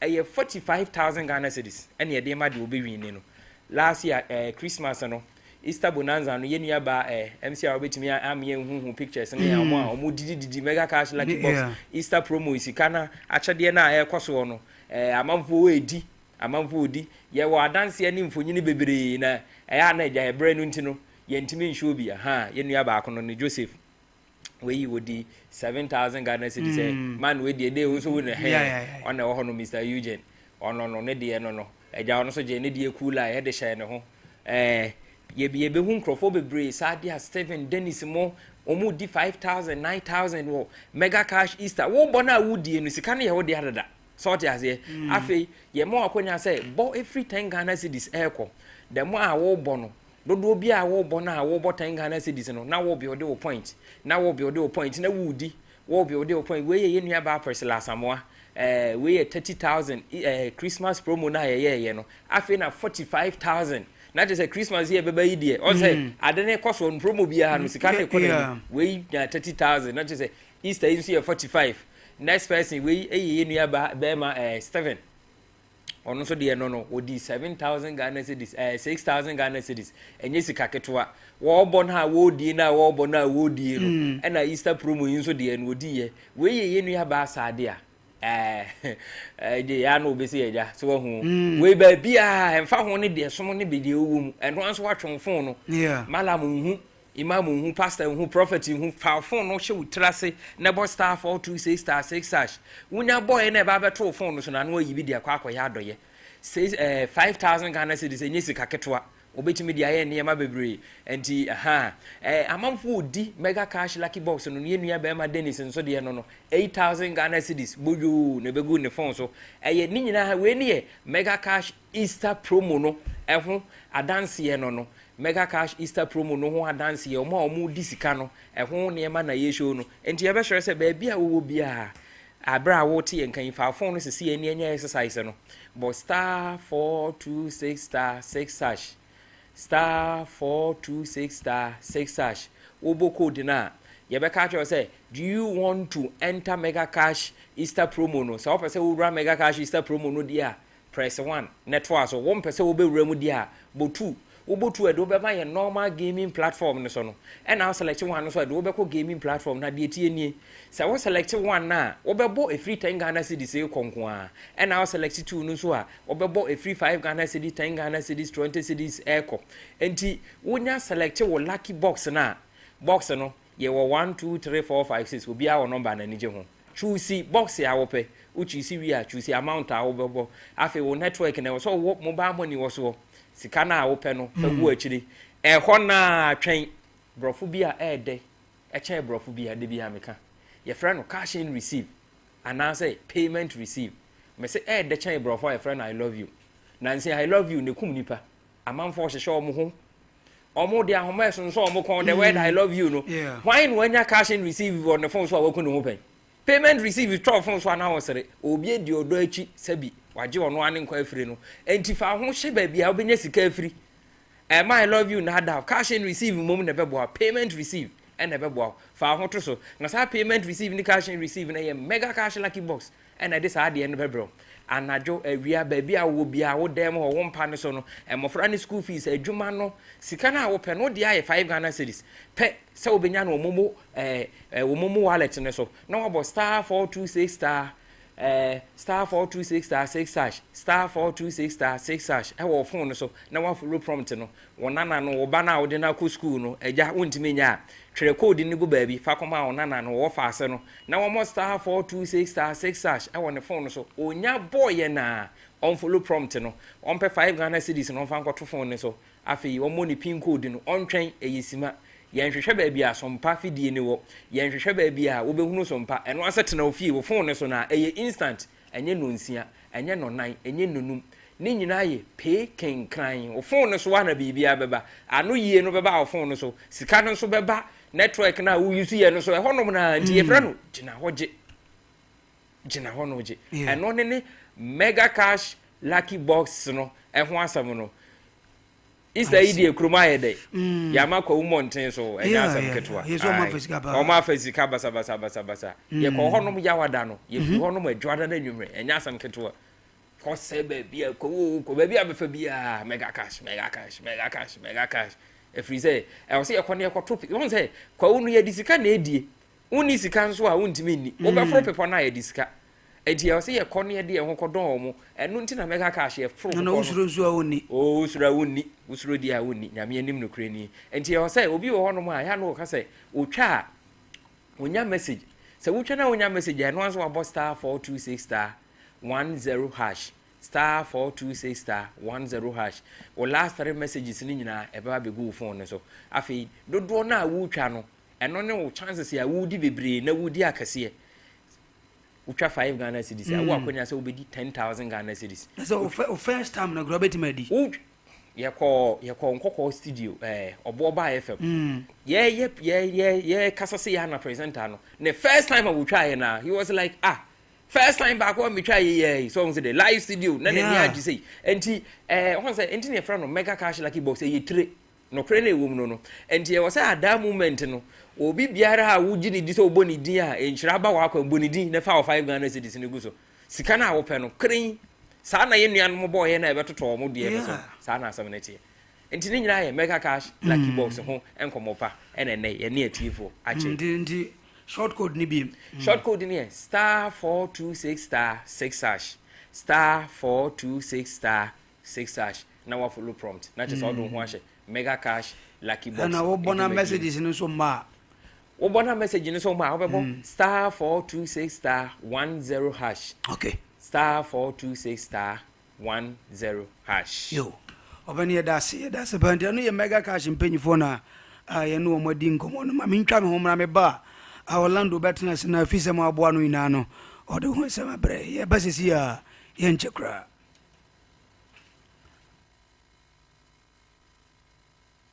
than your multi-bet missing. But nothing better than having it saved. Bet Saver.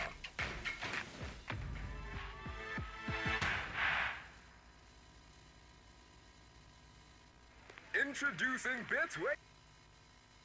Is Bet Influencer, a groundbreaking feature where you can make money by just sharing codes. He just needs to share his codes and make money. The more his codes are used, the more money he makes. Oh yes. So, what are you waiting for? Anyone can be a Bet Influencer. Share your codes and make money. Bet Influencer, another world first from Betway. This advert has been approved by the Gaming Commission of Ghana. Betway, get way more. If I should be a shot, you will bag you. Brad, and not so good. Now tell me about Michelle and see you about Queen Wayne and say, Brad, said your time about Misha, as your Jimmy me fearful, and not about ever so. really, I know this is offending now. Brad, and make us a me the time about Misha one dance ya. We are singing now about Timinka. It is some malaria, where drawn the time about Misha. And you go, dear, no more to I want to meet any deal. What drawn the time about Misha? A dray and your ma or bar waffle through. Dear one mark for down for any aquada when you fear to me, and son of the time about Mr. Drabino. Shassa Wako Hospital and answer lab. I'm what who said, oh, a 3-day malaria be answer. I also time near TIME. Time about Misha. I feel malaria fever be than Ziba, a woman, a trap. Ubenya be at all, over the counter medicine sellers. Any herbal shop to do an FDA AG a judging cratoy at all. Abrosaka kraka bi wo hanu meja tom na rewu se be wo me say abofra keto a wanya 2 years akadai ba kum nti African Spider-Man bla be abofra keto a mu na nipa ho hia dede bi koso anu ti kame ho ne ko hede won bia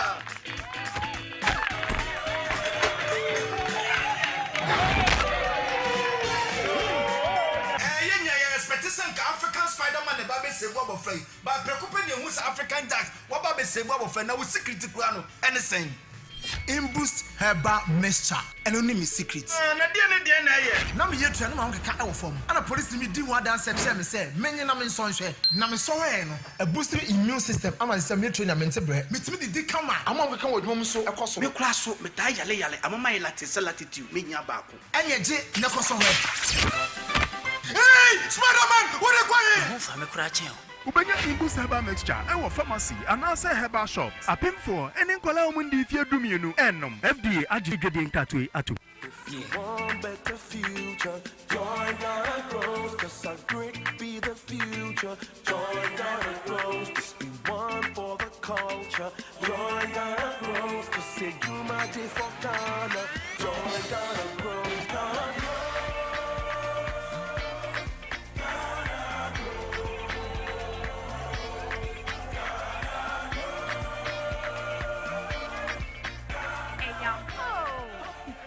Yomu, Pequia, we have first wing Yajuma, and now up here Jumaqua, the first one was so, and walk here Jumam, any 80 vetimu and Leia. Swana one, fastest and walk, Wabusia, and won't put a more assetemu. But star 718 star 50 hash, not the Kaho says, yeah, Ghana grows. Day Ghana Bros Jumedie Mastercard Foundation Miss Springboard Roadshow Foundation Limehouse Niwa Buafone Debro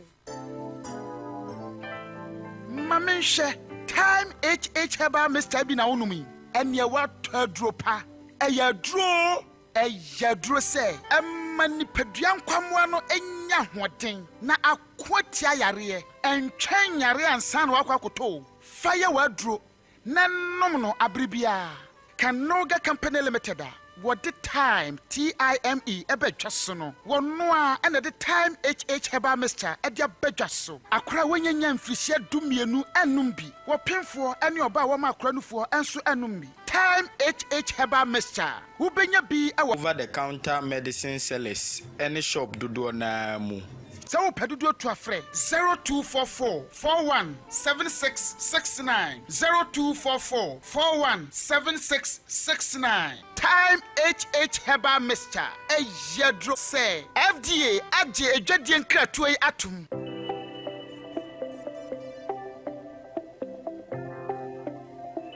Rise and shine with Yas toothpaste and Yas toothbrush. Start today off right by grabbing your Yas toothbrush and squeeze a refreshing dab of Yas toothpaste on it. With its soft bristles, the Yas toothbrush gently cleans your teeth and gums, giving you a comfortable brushing experience. As you brush, feel the powerful formula of Yas toothpaste working its magic, removing every stain in the cavity and leaving your teeth sparkling and fresh. Plus, Yas toothpaste helps make your teeth whiter and protect your gums, keeping them healthy and strong. Choose from our 3 variant toothpaste: Total Care, Herbal, and Winehead. Make Yas toothpaste and Yas toothbrush a part of your morning routine and start your day with a confident smile. Yas toothpaste and toothbrush, caring brand for caring families. There's nothing worse than your multi-bet missing, but nothing better than having it saved. Bet Saver.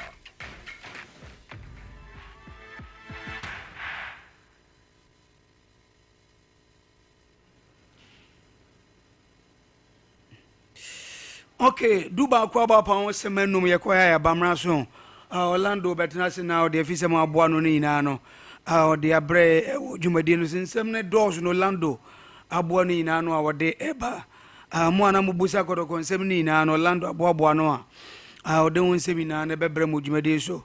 House of folk who seminar, Orlando Nabuano, our doing some Beba Jumadeso, Kotoko 4 weekend, once Omujina Konomina Diana Stars Nebo. Hani na Orlando the ones and bebre ewo dwumade ne Ghana Premier League games e beko so weekend hu nsem ni na Orlando aboabo no a ode ba ɛwɔ dwumadie so anya agorɔ na mo messages ne yɛ more ɛwɔ show no so nkyɛn na meba hɔ na mabɛyɛ ho adwuma ndɛmpa so deɛ ma mo messages ne ba na ɛba ɛwɔ dwumadie so mede ho nsɛm pii na no mɛba bɛyɛ ho adwuma deɛ ama mo ɛwɔ dwumadie no so abrɛ gu so ti nkonnwa so ɛde full time ɛma mo nti Orlando ba sesi a na ɔde nsɛm no aba Orlando ɔbani akɔ abɔ ho yɛ deɛ yeah sinko bibia yɛ kama bibia yɛ me ase yɛntie wɔ ɛfi sɛ mo aboa no de brɛ well sinko ma menkyia yɛne yɛtiefoɔ ɛna no pɛ ɛwɔ Sompa 93.1 and afin so Sompa TV so ɛne anɔpɛ full time dwumadie ɛna wasugu so a wotie no ɛbrɛ na so ɛfisɛm ɛna Ejekum Blankson Junior obetimi afremi Orlando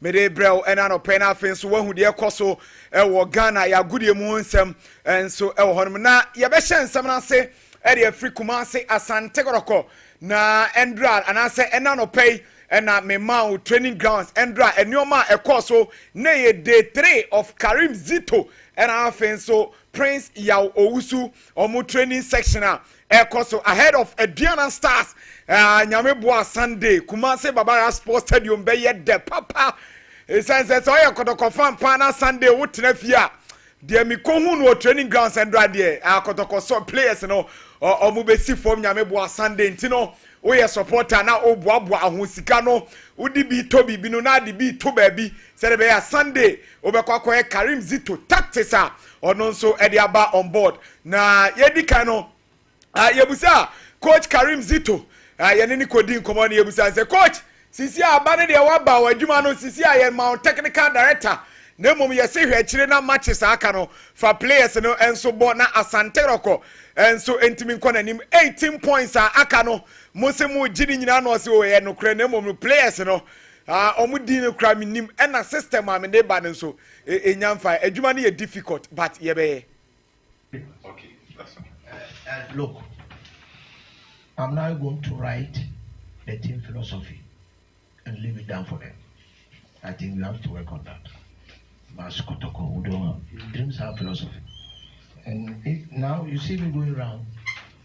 Only I did not go again. Grace mo etimi check it. I think say folder no mun checking here because enye video way and I mean so me panel video no or say players no on shada nimo mudin yes on nimo mudin and I feel so yes I feel no aba intenya de so obetimi ehu omudin no and a system now no so dey bad e different from ogum de no enti afi no no so be kire omo na emrante na adjust na omo de akobo Sunday game no ti e be he na omo ama me sa video no and so ho na afi so yetimi di ho nkomo kama ene anopay e wo Sompa TV so and I think so Sompa 93.1 unyanra Facebook na wawura mu tentem so isan say videos ni nyina eho and answer betimi aka woni say Sompa TV de ye ka no ye tumre no na ye kire osi enya se ye ka na ye ka keke ye ne ye di agro na chi ti bibia ye beba de beba ho bia no na che say e ye correct source and ye de nsem no and so e bounty no ye beto asansem na mo mame Abdul ye Abdullah Ghazali ono eye under 23 sisi ano the Ghana Football Association almost onko na under 23 assistant coaching job na ekwan abeda hono onko hye ono mfa ne nimde no enso enkoboa na bibia enso entimi nkoye ma national under 23 site na omunso etimi ahese bibia ebetimi akoye enso eho eno enso eye ensema ye boy chire enso etimi dia ma na no pe yes enti Abdullah Ghazali oni say why assistant coach area Kumase Asante Kotoko eduru brebi ono nso be yes top gap coach area Kumase Asante Kotoko ena afen so Baseke Holy Stars Ghana Premier League this season ono ena kuta oma odo omo ba bibie koye sisia under 23 job no ye de amantie be come back na Karim Zito ya tie na nu mu nsem ebra na odi tudwa say ne system no and offensive players no onya enhu omudi ye but adwuma no ye difficult and so here they are on an assistant coach on be adwuma no is another tax for me. I've not done it. I've won the league. I say I've won the league before, but unfortunately 3 matches to the end of the league my father Coach Afrani came in, played 2 matches and the last match I was with him. So in my CV I've won the league. So think taking over at this particular moment is not an easy thing. Where you don't know the players, you only see them on the field. Maybe the system they are playing is not the way you are playing yours. Entino eno Abdul Karim Zito, head coach Edema Kumasi Asante Groko CCA, and Afenso Osanso technical director Edema Kumasi Asante Groko. Ose baby obefa adwumane de ontimi nyina hon kan chensem twofo se adwumane emre. Ikwa adwuma wa befa players ikura no aka 6 matches. Unya hu Muhammad Kamara, unya hu Samba Ndongani Gilbani Onel, unya hu Joseph Ablo. And so adwuma no obeye. No we no dey to just say 18 points. Ghana Premier League, it is not over. As since a bibia but the way 18 points in a possible pass on betimi agi ni nyina. So if it is my destiny, I have to fight for it. And we are going to do our best. We told them it's not over until it's over. Though we are languishing at the fourth position, 6 matches, 18 points can do something. And among the 18, we might meet some of the club at the top. So let's play. Until it is over, it is not over. So this is what I can say. So let me Entino uye kotoko supporter ena no pay sisi mo legend Karim Zito empanyimfo di coaching job no asha inside technical director Adma Santego ko sisi no or say it is not over until all is over. Entino uye supporter mu abamu Musa League na kodi baby title no ebetimi abakuma se asanso amana ye eno Karim Zito ena den san 72 jana no pay boy che enso etimi diamante Sunday 3 p.m. Ewo Kumase Barara Sports Radio. Kodokone Ediana Stars. Na Kasim Mengel Okanse head coach Edema Nations FC. Ononso ere nsem kakra eja ye se yemfama yetiefo ene anopay. O se ade se Ghana Premier League no the SM panyimfo ya ne se omu promote league no. Because ewiase so follow trend na eduru baby na ye Italian football. And I know bia and the Drew baby German Bundesliga and I know be a follow CCA EPL and will be a follow. Enti omo promote to and I could do that standard no. Enti also Ghana there no some paying for promote to be. But they promoted it and they have to promote it. They promoted at least I say near promote because British football and then the money basso. The person there German football yeah pressure any Spanish football, Italian football, but they promoted it, and it is about the whole, Ubia, the English Premiership. I'm high very well. When we do the same, I think it will promote the matches. Attendance now, so I silence or promote 2 matches. No, weekend match, people very top match. We will about Nimpo to work at the so when we win the ball match, also, minimum, you have to promote the matches, so you have to put money in it for radio station, and every week and every day, almost your own sports are they have the matches. I'm not attend that now, you have to promote it. They promote it, at least I say near promote because.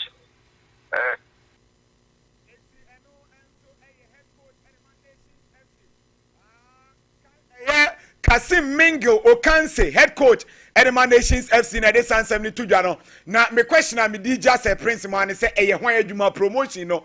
Here is the case at clubs no from players on any interview and waka catch us mpanyifo say me nkasa.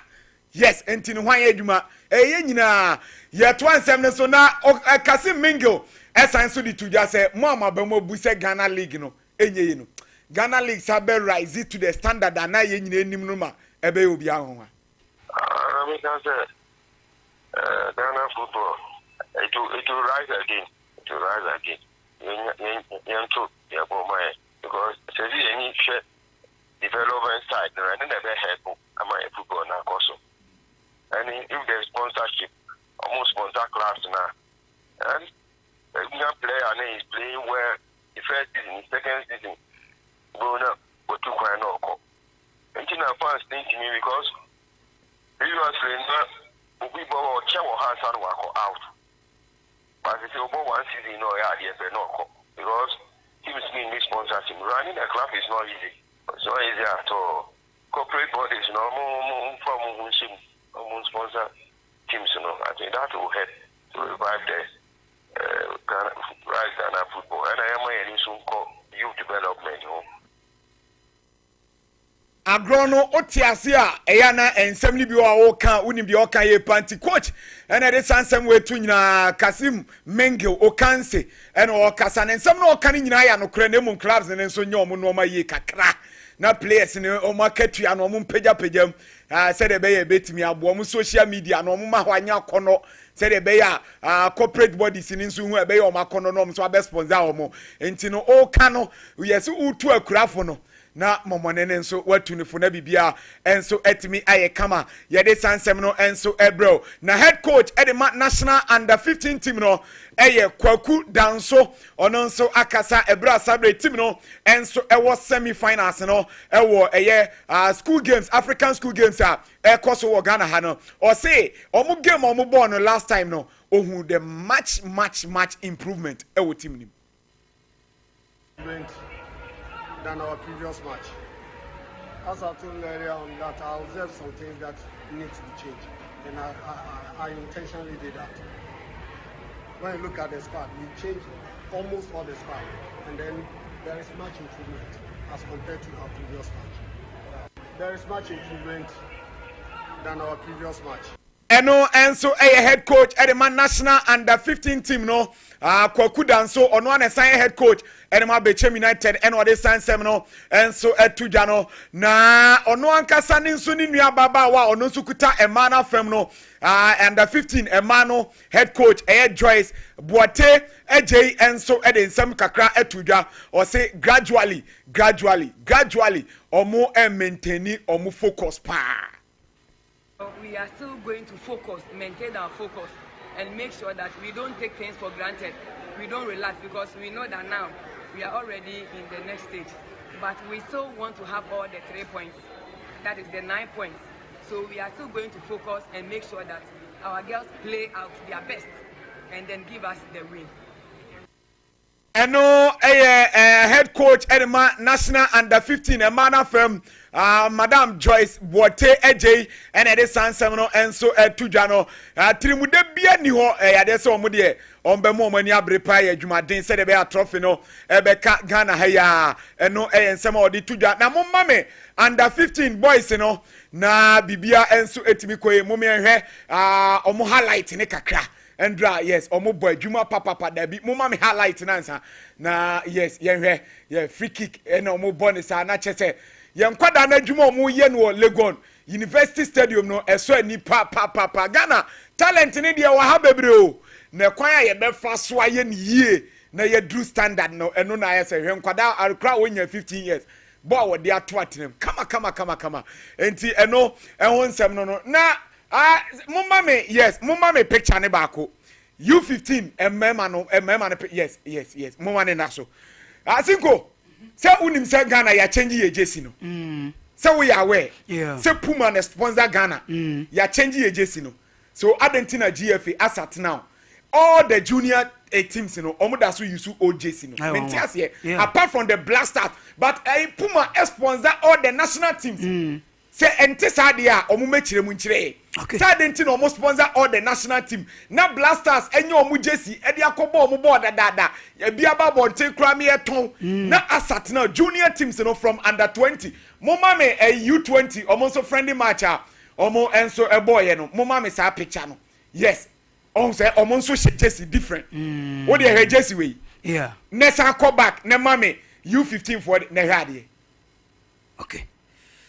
Enti GFA for omo na mo ho kwan emanko for criticize omo na pena omo ye criticize omo manfo twetwe omo because he just here that sweet we under 20 and omo bo friendly match omo bo 2-2 omo so omo ni Kenya omo ya hoboabo for Africa under 20 championship and na we so ye U15 and omo so bo game ewo omo ni Nigeria omo hye omo 3 ewo Ghana ha ya enti Jesus no de he and I say, yeah, it's too bad. Grace, okay, say who dear child, dear Bessie. Young court, or being such a yes, former Ashanti region chairman, Edema Kumasi Asante Groko. There are also the same Kakratuja. Na Wakasa Eddie chair supporters, no. Na Eddie Kano or being chess chema. IMC no. They were almost structure Kumasi Asante Groko technical team. And no, I don't know. In fact, looking at the way and paying for and now management, every structure, the team technical direction, I think for now is the best because Kotoko, your pedigree, we shouldn't have just 2 coaches for the entire team. Oceans about Africa now compare coaches are about technical bench where you could see not less than 5 technical people. Other your coach even training defenders in Kwan, coach training strikers in Kwan, and not a group of different for defenders, for strikers, for midfielders. And me and I say team you come and team also see greater. We should have all these coaches they are at any point. And no, a former circus chairman, Benjamin Obin Sechere, and it is San Semino, and so Tuja. Now we're going to Liverpool, say Adanuya, Jordan Klopp, under Klopp. Now Omuo, throw, go a coach or trade the way you throw ball. Yes, and Tia Semino Canada, and one no, we are big and one young say, also we are big, no, you know, and our Oja supporters in the Quagga crowd. This is the idea. Supporters no, Munyabote, Afena, and paying for a shit team level for more time.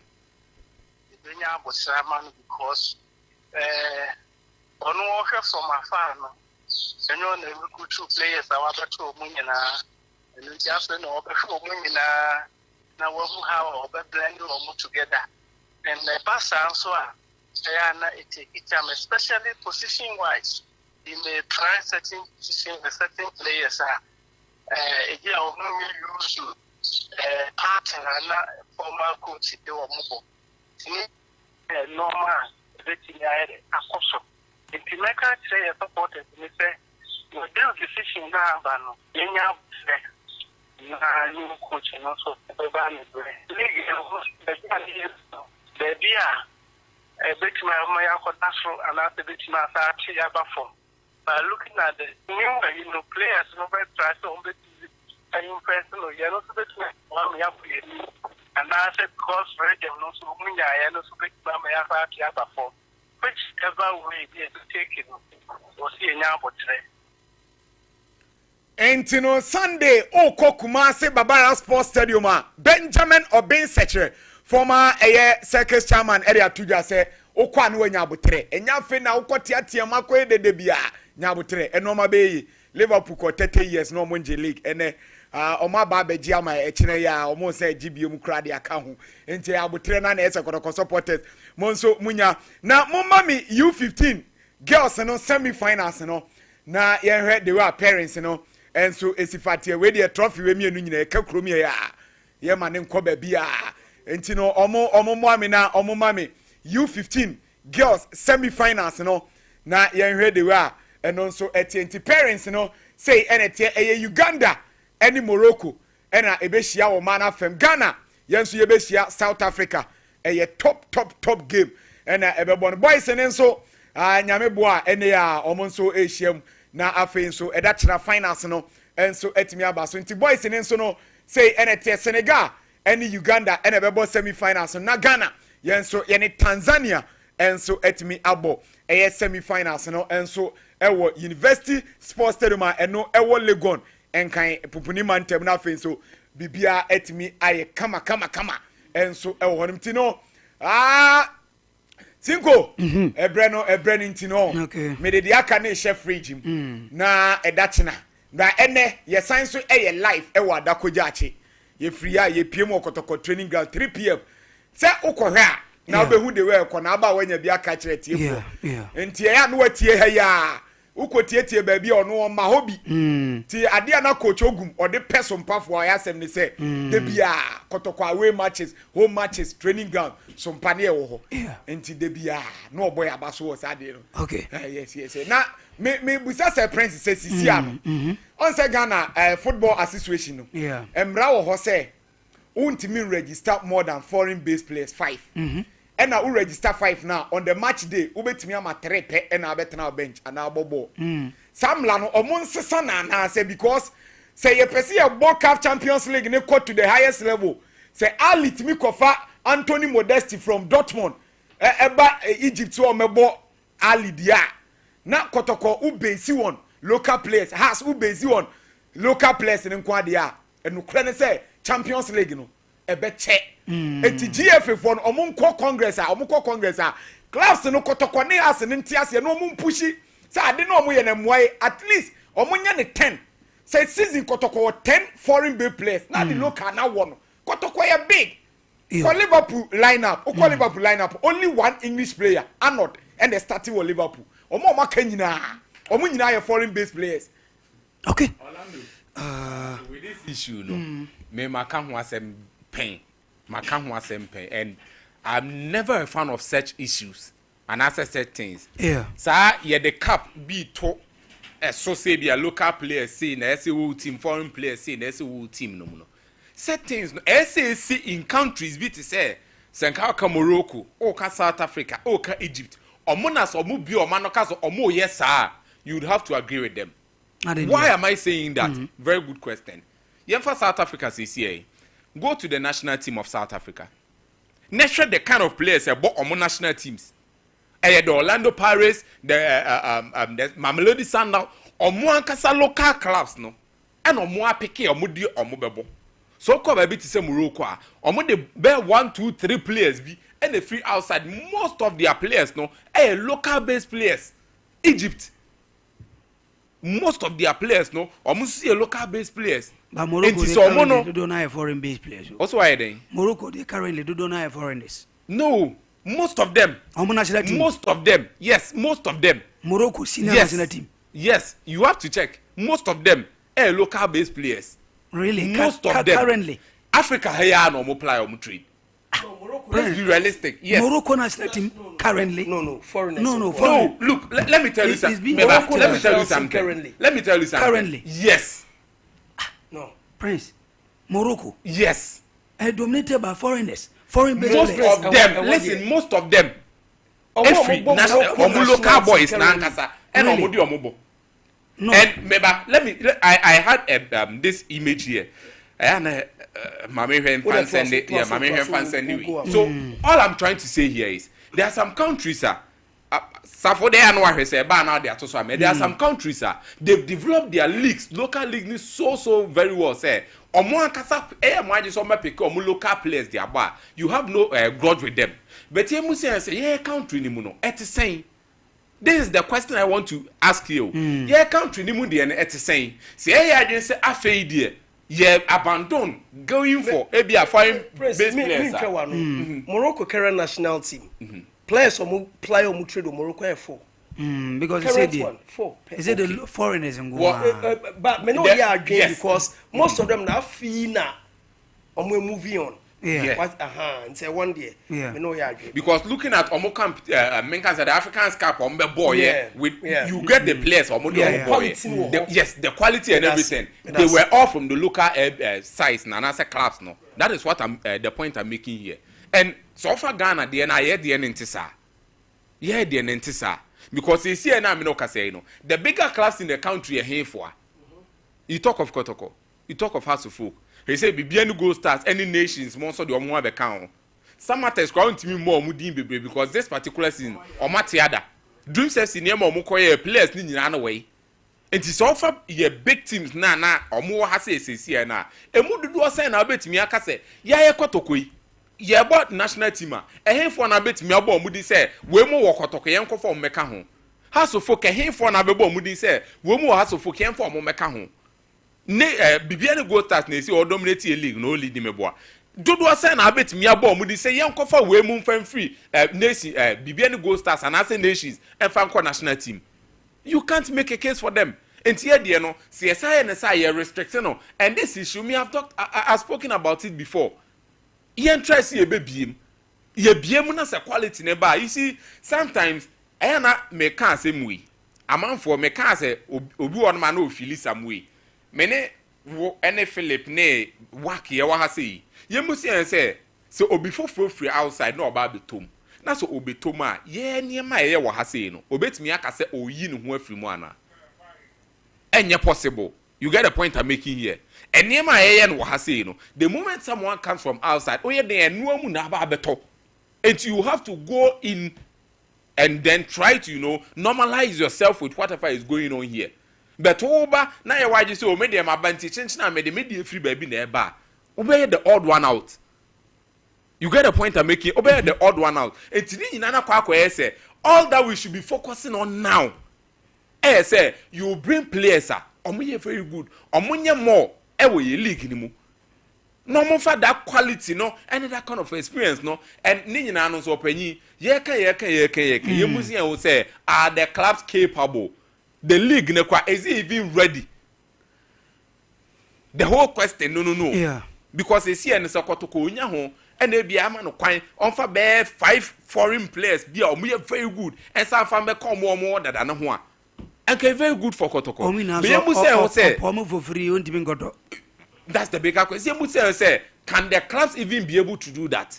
And it all boils down. Yes, and I make us say it all boils down to the management and the people at the helm of affairs. Your league, the main sponsorship of the league, clubs now kasa crown or more sponsorships are now. Yeah, can a national team Orlando here in the stories no can national team as him. You all know the sponsorships are make us say the main case sponsor kuta the national team. But is saying and a national team they say how a case sponsor you go from top to down. Yeah. Into Ban is saying way the A way the B no more the Obi answer the board that very same day. Now way the A never now way the B never meanwhile we have a specific partnership or more sponsor. You get the point here. So for me, I think say any man in the opinion when we try to venture into these things now. You become once in me and it's not as if Sabi impenyufo no modan no munimo. They know these things, but to take those actions, no, and they are not quite a problem. The personal interest and that kind of make can say selfish aspect of the whole thing, no, and the money be a problem. 15 for games or more. When you watch the games, say talent no honum, but the upper boost I won't say bear 2-3 months. Ni ndru baby ni ehwade you see say afa de akwa medie ni obi epe say ononum ema ne die ewom ne enshine no ontimi nton nyeska and instead of bringing the boys together ni engete a one call for them no montimi go in a single process no there be obi abe na say medie ni emfa ni nwuram say ebe ya ono so ye de mekọ na nu makwa nyeska afrim ye be wie no na akwa eskata no be we na man na fe di ehu the papa be a free mover but looking at these games no it clearly tells you say so where teams na buy na Ghana ye na what the under 15 boys are very good and anya sa na e pa actually with this need the omo bonyina meaning say Ghana ye na under 15 boys are very good but the ma ho some years ubon so omo a ye de omo ba ye show omo left and right some years to come e be develop ya ba be the main national team players be na ye de ehu ba bi omo na yeah be develop it almost ya babet na near refer back mokai 2025 CAF under 15 games school games we acquire oh sa boy we kro be share 2 goals we kwa no na best defender honum say baby anya du but obu say Ghana for no mo ya na kwa progression no mo fa nkra you get the whole point. So for me I think say these things in the had to be more opinion. You can spend a lot of time in there. But on shada hu bibi be film diaba. Emrena so na mo kakra bi anka me hwe. Okay. Coach Karim Zito can sing. On say also onim players no. And ni statement no make here no. Amanfo bi ya afa ne wrong kakra. On say as a coach you are applying your trade in the Ghana Premier League. Ni afa wa free team bi mu the other team bi mu and even kwano with team na obam no disrespect to any other team but baby a oba ne so say baby na wo no disrespect enti how would you even be able to say player team na maba nim players no. Yeah. But in this contest, listen, in this contest, me no per what I understand no omo ni say bia as o throw shares bi near the no. He is trying to highlight on this point say na me no ka say no kotoko team ne kwa hwan mu ne players na obo omo di omo stand out. Ah say na run here discussing because yes. players no be anymore. Obi anymore.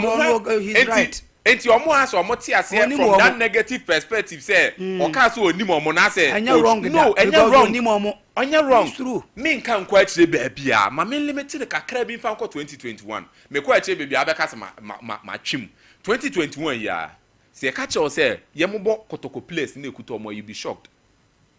2021 so kai kotoko place na kotoko 2020 where you twem ya na kotoko o muda serious salifu so abeka even let me start from the goalkeepers na kotoko Razak Abalora Danlad Ibrahim Kwame Ba these were all three goalkeepers and national team won plan trade you rain for you me kan kwa chire me say 2021 from 2021 to 2025 and 4 years but from 4 years look at where kotoko is now ubenya players bit say Kwame Ba mo mabo mu in the defense ubenya Abdul Ganiu okay Ganiu one top defender no benya or pair with Yusuf Mubarak moka Yusuf Mubarak I think of we go Ajgood yes of we Ajgood and a buyer top no so kotoko ubenya obi to say Maxwell Ajiman Ibrahim Imoro this Moka Ibrahim, this was a player.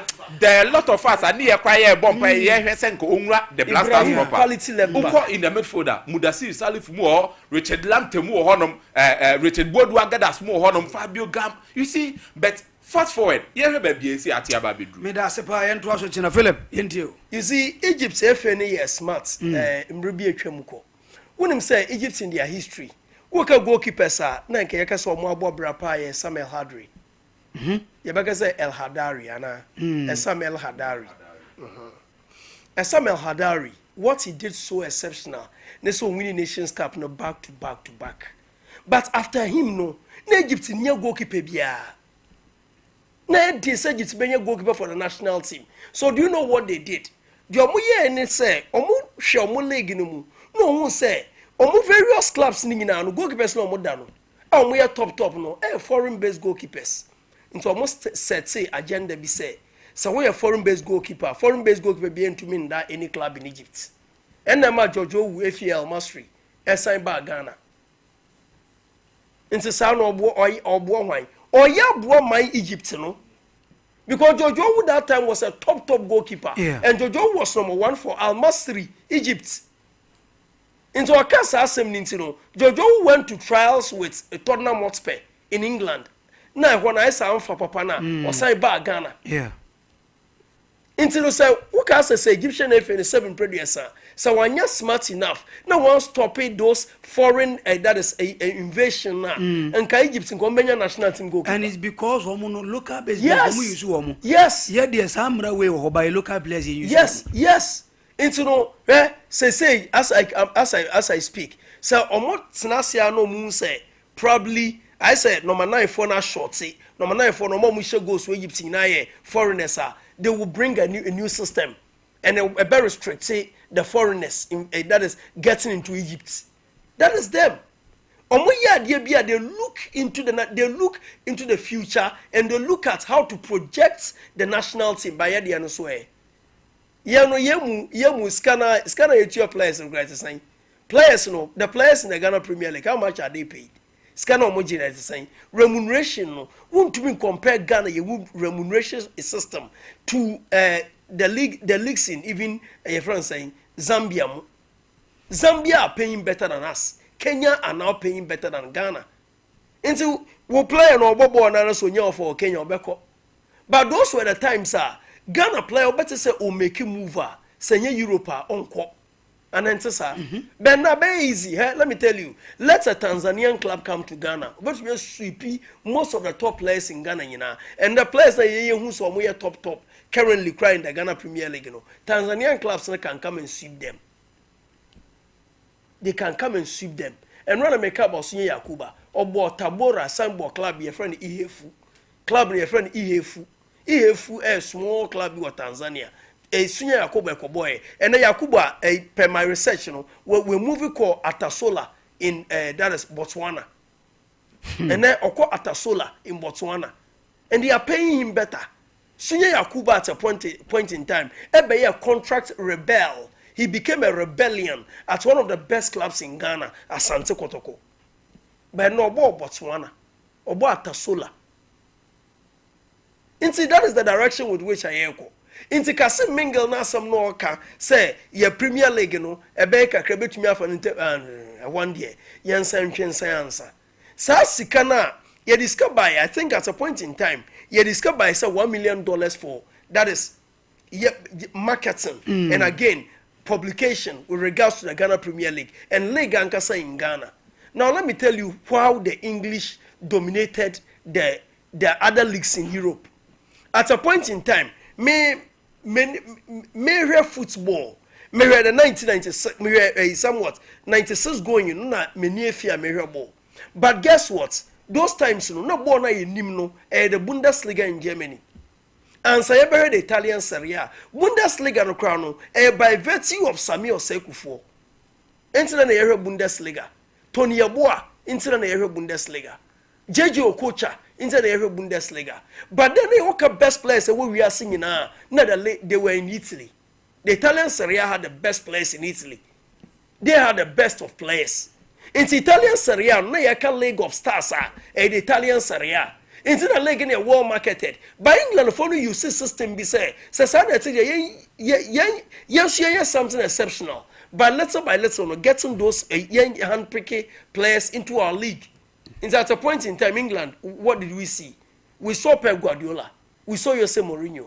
Yenya Alex Ferguson. Yenya Arsene Wenger. Yenya plethora of top coaches and managers. And England, for to take you over. And then no league is well marketed.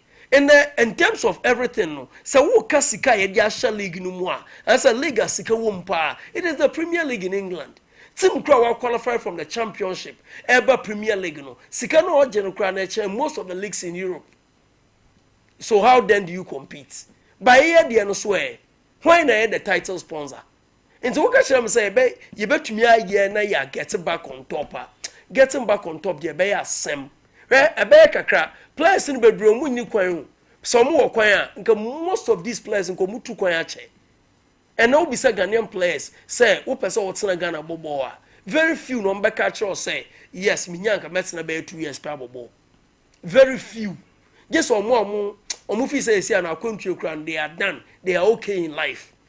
Most of these youths no pese on bobra no they will never stay in Ghana and play football and cry. So how then do you compete? If you be able to compete and compete well, sika, and then just recently CAF that ye be by you say Super League. So what say Super League na the buy no. Ya ka clubs are more bra in Africa. How to folk no kwa bobra pa. But then tonight none of these teams were chosen because some more performance index in the last 8 years. Okay. Kwa had said they brand ya boy in the last 8 years. And rather Tanzania enya 2 clubs are about the Super League in Africa. So when the Chesa Ghana depend here deep now the issue of development. The me under 15 tournaments and as a school games no more year no. You see sometimes Algeria for no mo lose no and your results in a here mo exposure keke ade omo pani exposure.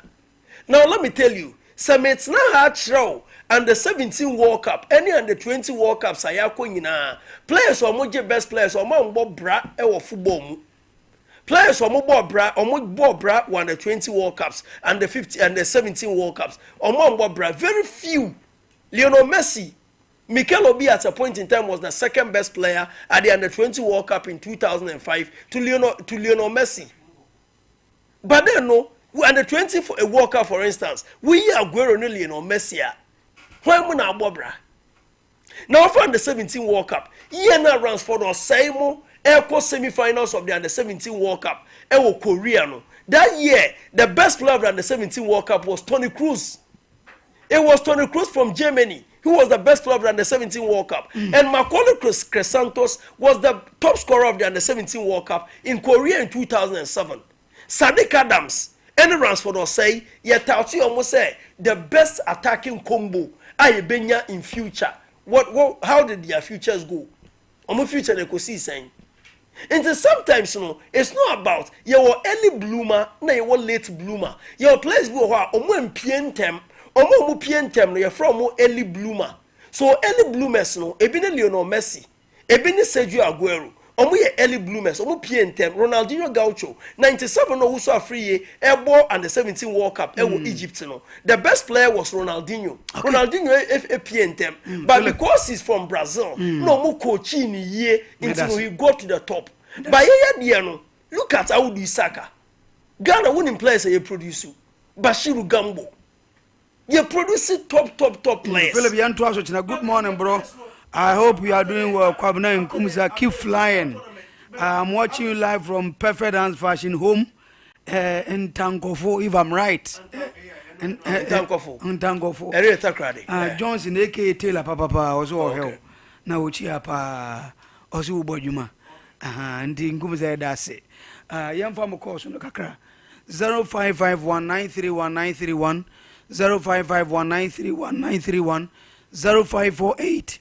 931931 0548 931931. Hello. Champion. Yes, sir. Yeah, good morning. Good morning. Okay, to you. And the say mama baso. Na and so happy birthday ke se ba ko pa nkoma ko di ku kwate.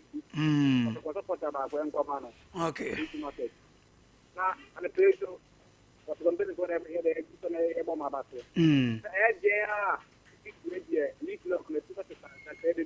Okay.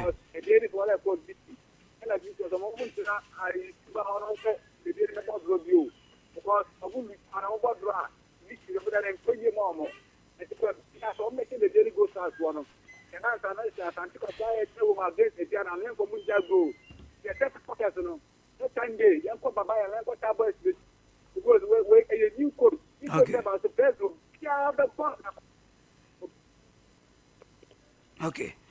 Hello. Hello. Hello. Yes, sir. So good morning. Good morning. Hello. Majority. Good morning. Good morning. After your family check out with Yo, it you. So, my don't say that mama here. After the mobile maybe any this my leg. Yo. Mate. Yeah, that's it. Hello. Hello. Yes, sir. Good morning. Yo, it you.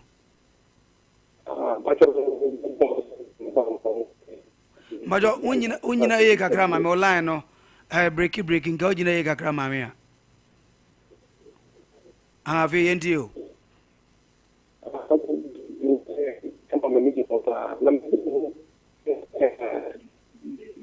Oh. Sila online no. Anti me mo wife acha pa. Hello.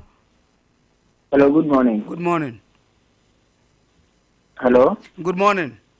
Good morning, sir. Obani is yeah, to chief. I don't want to analysis or here. I'm sure. By the way, the party again, going to take again. Now, some powers who do me, man, I now don't keep on signing. I don't want to. Yo, tardy for the Mazepa. Hello. Hello. Hello. Yes, yes, sir. My mom, we are sort of money. I just went something. Okay. And I'm going to say what's wrong with the now, who has to take a Singapore, you know, our market. And I'm going to affair Canadian, you're just and after that.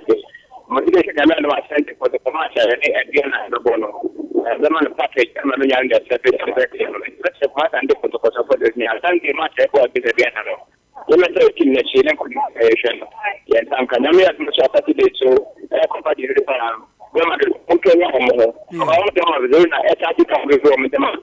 When you tell the green, you're making it up and again. And don't get on my year. I'm yes, sir. That's hello. Yes, sir. Yeah, we didn't have my PC because that's simple. You, Chief. Yo, boss, my bank, so, and I know, and the papa, another thing in the Muda, was there, and it's now and let's say, Ghana for don't start with me. One person of Yaduma and the market has to go, and then and every class is very easy to say. In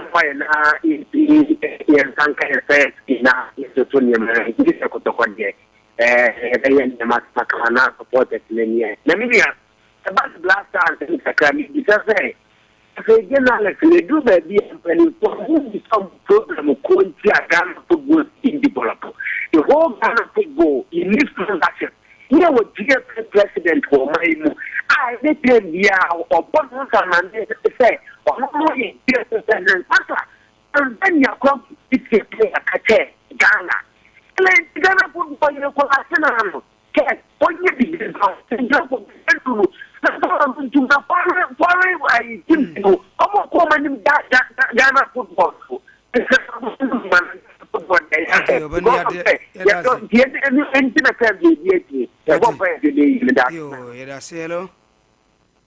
Hello. Good morning. Nyamia Domonzo.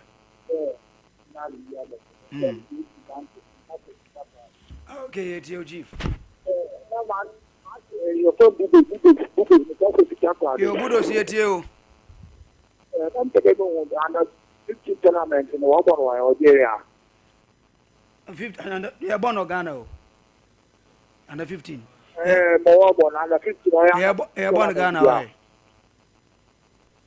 I'm telling you because once Yala used to the two the doctor one for I'm not going to see an actual. I think they won't pay for 50 hours for 50 European countries. But that's why I go to the heart to implement to our mentality. Once you are all for the European film. I don't know what you know, football, Japan, Africa, you were talented Europeans. But I think I also find the Liverpool. No one, I think what makes me. It's one day, expected to won't watch or about 4 positions. Maybe about here and win and for one what I've moved to. Now, you are going up for position or let us go and some one more from our someone to go outside or perform there. No, you know, now, if you don't smart with baby. As Africa, I destroy any and Papa and I own. Number of Famaro in any idea. Instead of Famaro, we are one hour travel to Europe and other African countries. Kenya have the export stadium than Ghana. Kenya here work athletics. Now, then you can work at home. What country at the pool was sports stadium for Papa 100% in Ghana. When you are here, say hello. Hello, good morning. Good morning, we are last caller. I'm told me the Uncle Bob, since Qatar. Yeah, dear chief, last call. And I pay much of me then. What sports are very good and I'm enjoying it. Yeah, that's right. I'm a son. Come now, but I'm going to listen about the because I make a quite proud. Ew. I make a proud and I have a chance to my uncle details about issues concerning football, especially in Ghana here. Ew. Yeah, that's it. Chatadi for you na. Yemfa show ni siana. Yemfa birthday wishes and twaso emamo. Na we happy birthday to Emmanuel Champon from former Kerala United and Nations FC player no. From Orlando na we show Emmanuel Champon former Kerala United and Nations FC player. So Emmanuel Champo, happy birthday to you. And away, I'm your friend Gosway Albert Asante Coleman, A.K. Apostle, Uko School, Manuel International School, our Achuma Boko, or Nazri 2. Okay, so from Prince, Reverend George Coleman, asante sɔfo maame faith na nkɔra ne nyinaa sɛ ɔmbɛ celebrate wo nnɛ na nnɛ 4 years no nyame nhyira no ɔnto nkɔ na happy birthday to you Goswe Albert Asante Coleman aka Apostle, happy birthday to you. Ndia the show ni esi ani akosompa 106.5 in Accra na yakofa wi aprem to brekase bono e dia rob nyankopon ya domo chena e be se hia yakram